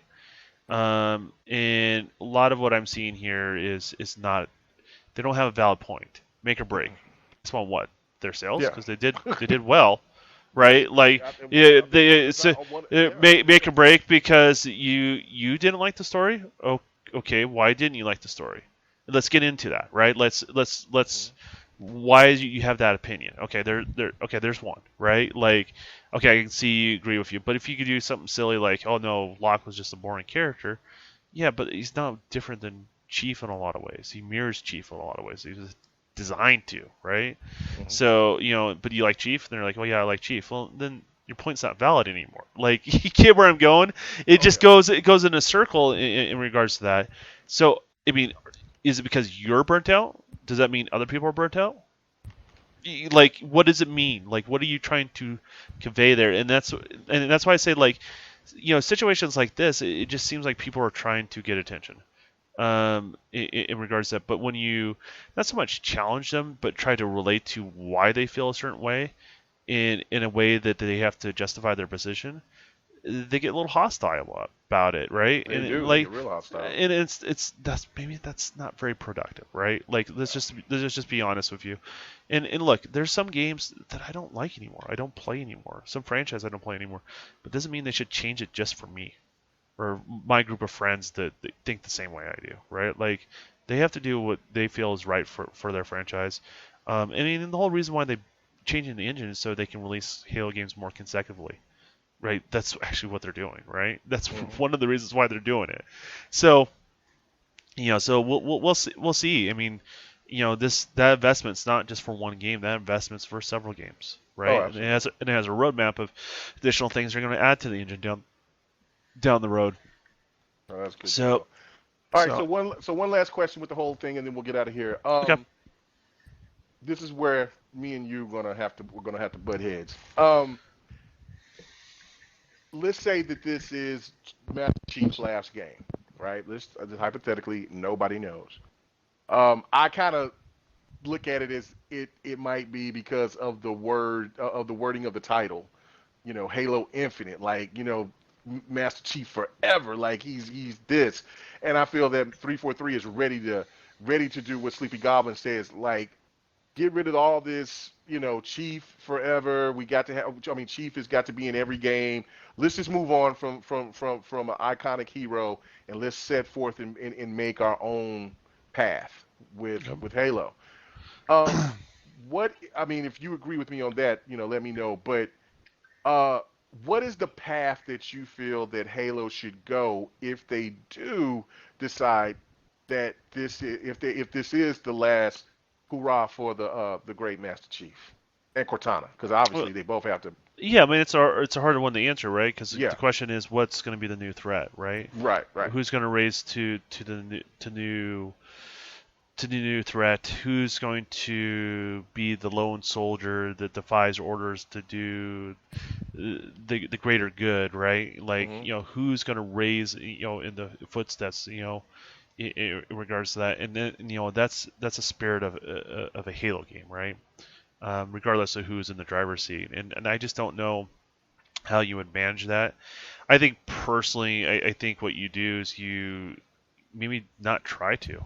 Um, you have some of the more intimate stories that are out there in regards that have different Spartans that are in different situations, and you basically you do this thing where you play as this character, right?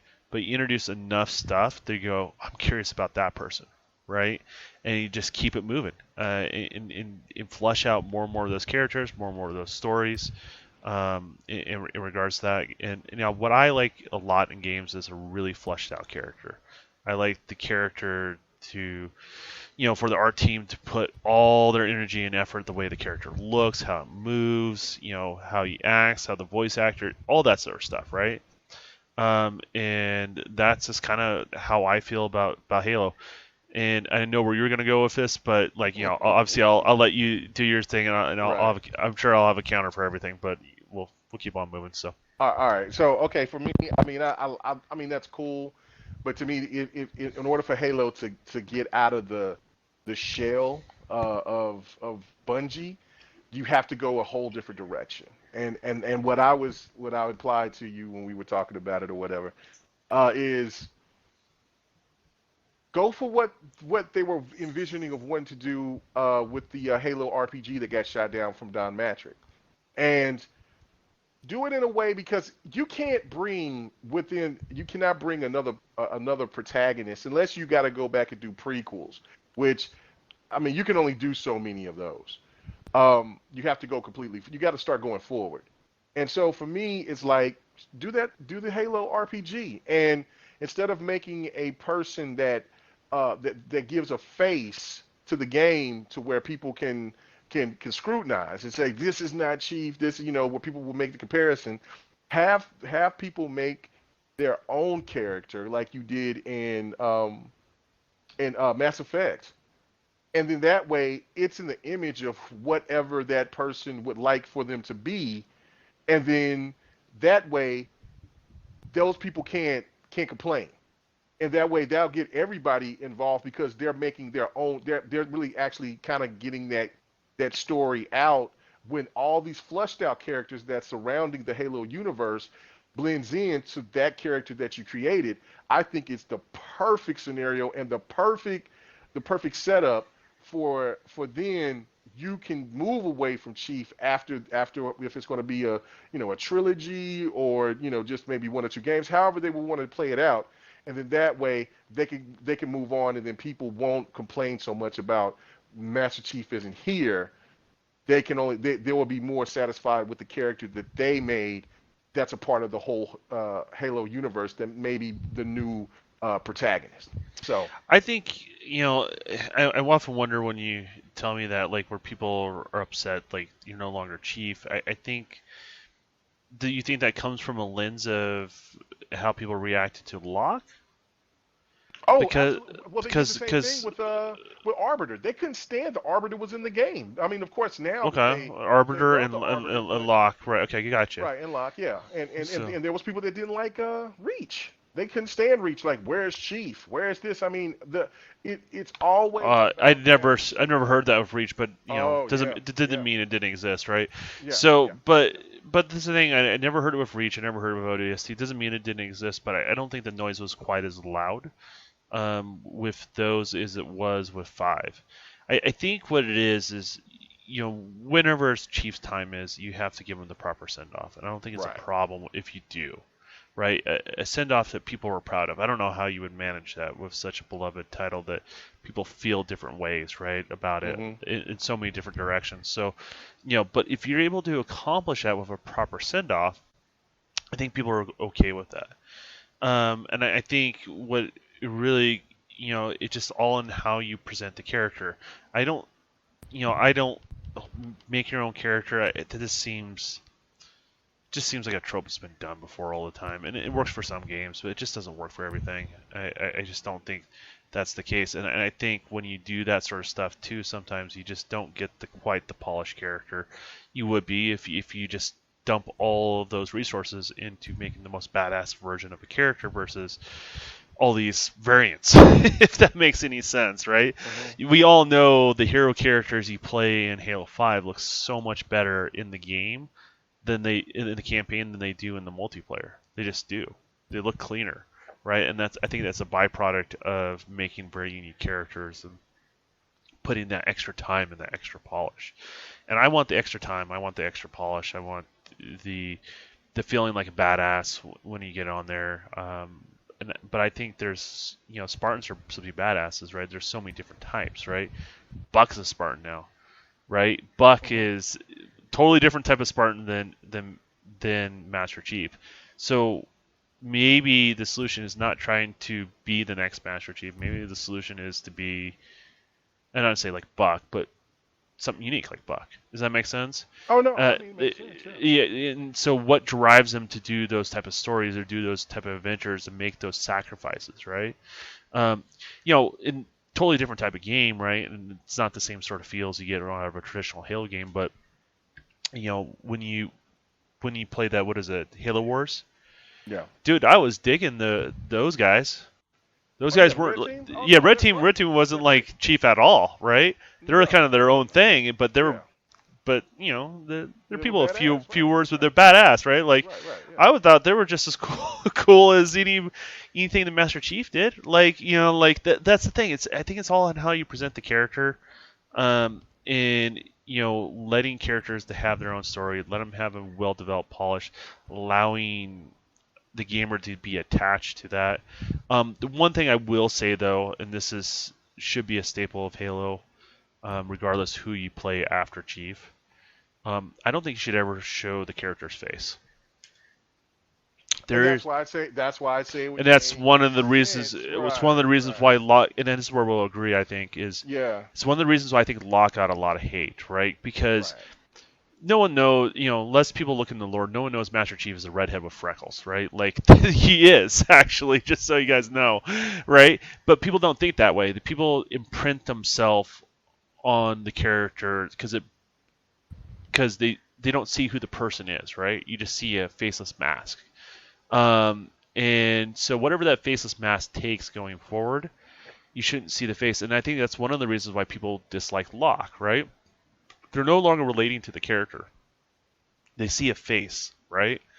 And Hmm. then they see that face in other media, if that makes any sense, right? Right. And they start thinking of them in that thing, and it breaks that illusion of being that person. In regards to that. And that's something if you look at the But then negative. people see Buck, and then they like Buck though. That it just Yeah, but they're not always playing Buck. Buck wasn't the hero, right? Buck was right. the side piece, right? Just doing his Right. thing. So like, he's not threatening Chief, right? And so that sort of thing. And I think they can do some really cool things in the name of Chief, like have the legend live on. You know what I mean? And Right. so you can have those, I don't know, motivations and stuff like that, in regards to that. So unique stories. I'm looking forward to that. I don't know if I really want a bunch of different types of Halo games. Like we're gonna get plenty of RPGs going forward. I guarantee for Microsoft, we're gonna Yeah, I know. get good third party and first party out there. Right. So I just you know, then again, 343's got a tough job. They have to manage as a franchise. They make the decisions for the franchise, right? What goes and what doesn't. That is, basically, Phil and Microsoft has appointed them to do. You know what's best for the franchise. Take it, right? And sometimes they have to pitch something to, somebody like a Phil or something like that, like case like the budget of the new engine, right? They have to be accountable for why they're doing this and what they're going to do going forward. So I mean, yeah, I mean, trust. I would say trust 343. Give them a chance. I would say they're not going to be Bungie, but Bungie's not like Bungie anymore either, and it's because No. that team split in two. That team went to 343, and the other half stayed behind, right? And a lot of people are attaching themselves to a name. So a lot of times people are attaching themselves to the nostalgia, and gaming should be about newer experience, but still have that spirit of what the original is. Does that make sense? Oh yeah. In every single sort of way. So we'll see how it goes, and I don't think the controversy will end, but they would make a good game. It will sell well, and I then think people. it's gonna do well regardless. I mean, Yeah, and I think people will say the same thing comes up Halo 6, right? Like I mean not 6, but 7, right? Because this is 6. Just so you guys know, this is a continuation after 5.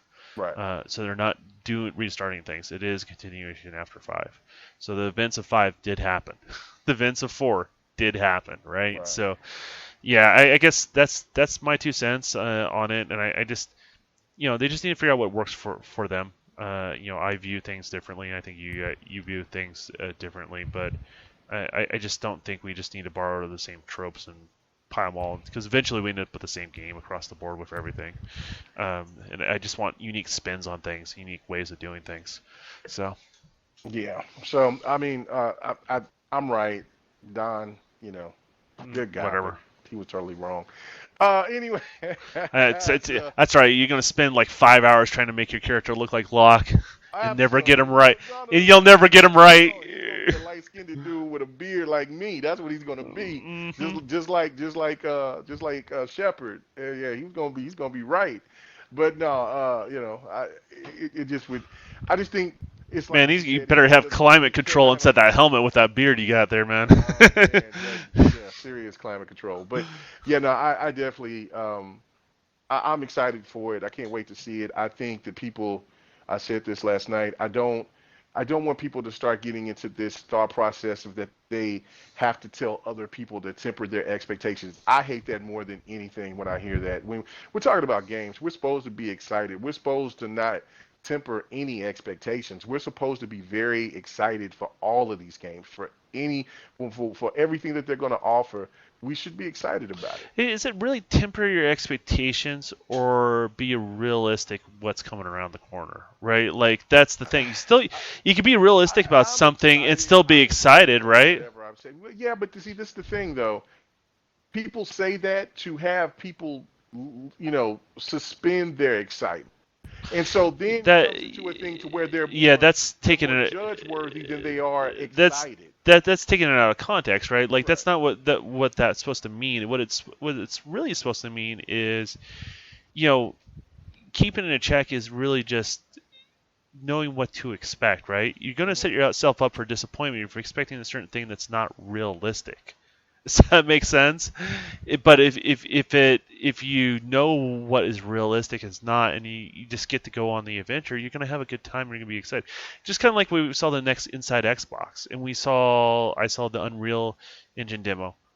I enjoyed both of those things to their fullest, Absolutely. right? Yes. Like Yes. in regards to that, and it's because I didn't have an expectation for every AAA banger. I knew what I was looking at. They told me exactly what was going to be gameplay, it was going to be trailers and more, right? Like they told me right in the tweet. So I'm like, oh, okay, that's what to expect. And I look at it as full context, and I enjoyed it. I mean, that's that. And the same thing with so many people can't even enjoy the tech demo, which is meant more for developers than it is for gamers. But the tech demo, the Epic show, they're so focused on frame rate. It's a tech demo. It's not a final game. developers can still choose what they want to do and how they want to implement the technology. So No, they can target whatever frame rate they want. but man, you're preaching to the choir. Like, I mean, it's now to the point to where people were excited about the Inside Xbox, and then they completely overlooked that this was the best Inside Xbox that they've ever had to date. And it's all about. Well, you know what? I was a It's little disappointed. I know it's you a weren't, because it's I okay heard it's you when okay we first it's was watching the game. it's okay to have a little a No, little bit more wanting more gameplay. There's nothing wrong with that, but it doesn't mean you it ignore what you enjoyed, right? Like right. from it, right? So It didn't deserve that type of scrutiny no, it's not. whatsoever at People all. try to save face, and it's just that stuff gets tiring Yeah, to me. Like yeah. I just look, The man. question that I got asked on that other podcast was, why did Aaron Greenberg apologize? And like I said, he shouldn't have. I told him, I don't think you should have either. To be honest no, with you, he shouldn't have. if he said just gameplay in his tweeting it out, then Hmm. yes, I agree. But he said everything. He covered all his bases. What it Right, was right. beforehand. So I'm just gonna look at if I'm gonna hold him at his word, and he said a certain thing, he did that certain thing. I'm not worried about it. I'm just not. Mm-mm. And No. so like, yes, I mean, to be honest with you, and just me personally, you can do one tease trailer, you get one. Next Mm-hmm. time you show me his gameplay, and third is you can get me hyped right before it comes out. That's all I want. I don't want this 3 year thing. I don't want a 2 year thing. I just want show me what that year is, and you can show it in that order. But I prefer gameplay over all of it. And I really think CG is unnecessary anymore. Games are gonna look so damn good going forward. That part is true, right? We don't need CG. Where We don't I need cut Yeah, trailers. They're that's like really good. Yeah. just it's silly. CD, So yeah, that era is gone, and I hope it is. I mean, I know that there'll still be games that'll still use it, but games, you're right, you're absolutely right. But anyway, let's go ahead and get out of here. I just wanted to make that point. Look, gamers, come into the PlayStation. Well, see, that's the one thing too, is that PlayStation fans are always hyped. They're always excited for whatever that they show. Even when their shows has not been exciting for me, I still was excited that the PlayStation fans were so excited for what they seen. Xbox fans, they seem to want to wait for other people to like to like what was shown, and then they'll judge off of other people's enthusiasm. And to me, that's totally off base. That's what people can have a that's the biggest mistake you can negative do. people can have a negative outlook, but you just gotta have you have Right, to have factual things to back up your position, right. not just trying to look cool amongst your friends. Otherwise, Yeah, people are gonna call you out on that. I mean, and like it or not, that's how people are gonna look at you. yeah. And so you just have to have but if you have something that justifies your position, and it's logical, and it's practical, I think people also will respect your opinion regardless if they don't agree with your opinion. And I don't think we need a bunch of yes men, but what we do need is a little more genuineness in regards to that. I really feel that the real genuine gamers are the ones that are going to stand out. They're going to make a name for themselves. The people that are trying to appease people, you're going to cater to the same 1,000 people. Right? Right. That's that over and over again, and that doesn't get you anywhere. So, No, you're right. All right, guys. Thank you for checking out the Devin the Gamer. Where can they find you, Don? Mixer's the best place. This is the place. In regards to that, so yeah, most of the time me and Mega are co-streaming. Maybe even co-streaming after this. I think I'm feeling a little Halo 5 after all this Halo talk. Mm-hmm. Just to kind of get some XP going here. But definitely follow me on Mixer is the best thing. This what I'm seeing, what I'm doing. I'm going to do a lot more stuff on the Mixer channel down the road. I actually was working on a lot of stuff. You guys may see it next week. We'll see. And I will also be doing some more development stuff on Mixer as well. And then eventually, as the roadmap goes out, I think a lot of people want my opinions on certain subject matters on YouTube. I'm looking at how to negotiate those waters, but it is something working on behind the scenes. So we'll see how all that goes in the future, though. So No doubt, no doubt. All right. And as for me, um, you can catch me here on Mixer, KMega underscore 405, on Twitter at KMega4, and on my YouTube channel, KMega 405. And I will be out of purgatory here in about, I think, another 2 weeks, and from YouTube. but I'm still going to be streaming the podcast on live on Mixer. I want to try to see if I can make it to where I could do both, to where I can stream I on gotcha. YouTube and Mixer. But if not, I still prefer Mixer to do the podcast live than I do on YouTube. But but I really appreciate the support. I got to give a big shout out to Lou Lucifer. You know what I'm saying? He not the real Lucifer, but the gamer Lucifer. And he hooked me up Well, with we the. haven't confirmed that. You know, we haven't confirmed that. No, we haven't confirmed that. We haven't confirmed that. He may or may not. Like, keep your distance. Watch what deals you make with him. But go ahead. Well, he got me a game. He got me Shaolin Song Oh, today. so you So I made a mean, I'm deal with not. him? I didn't make a deal with him. He just said, "Hey, Mega, did you get that game on Xbox yet? That fighting game on Xbox?" I said, "No, not yet." I said, "I got it on PC, but I ain't get it. I plan on getting it here a little bit later. I'm Hey, trying to doing save up deals with for Mortal Kombat." Lucifer And always Lucifer have died. consequences.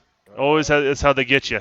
well, at least I need to ask him to hook me up with at least the Mortal Kombat then, if that was the case. The Mortal Kombat expansion Uh, coming out here Tuesday. I think you're overselling your soul now. But all right, guys, thanks for tuning in. Have a good night. All right, later. Peace.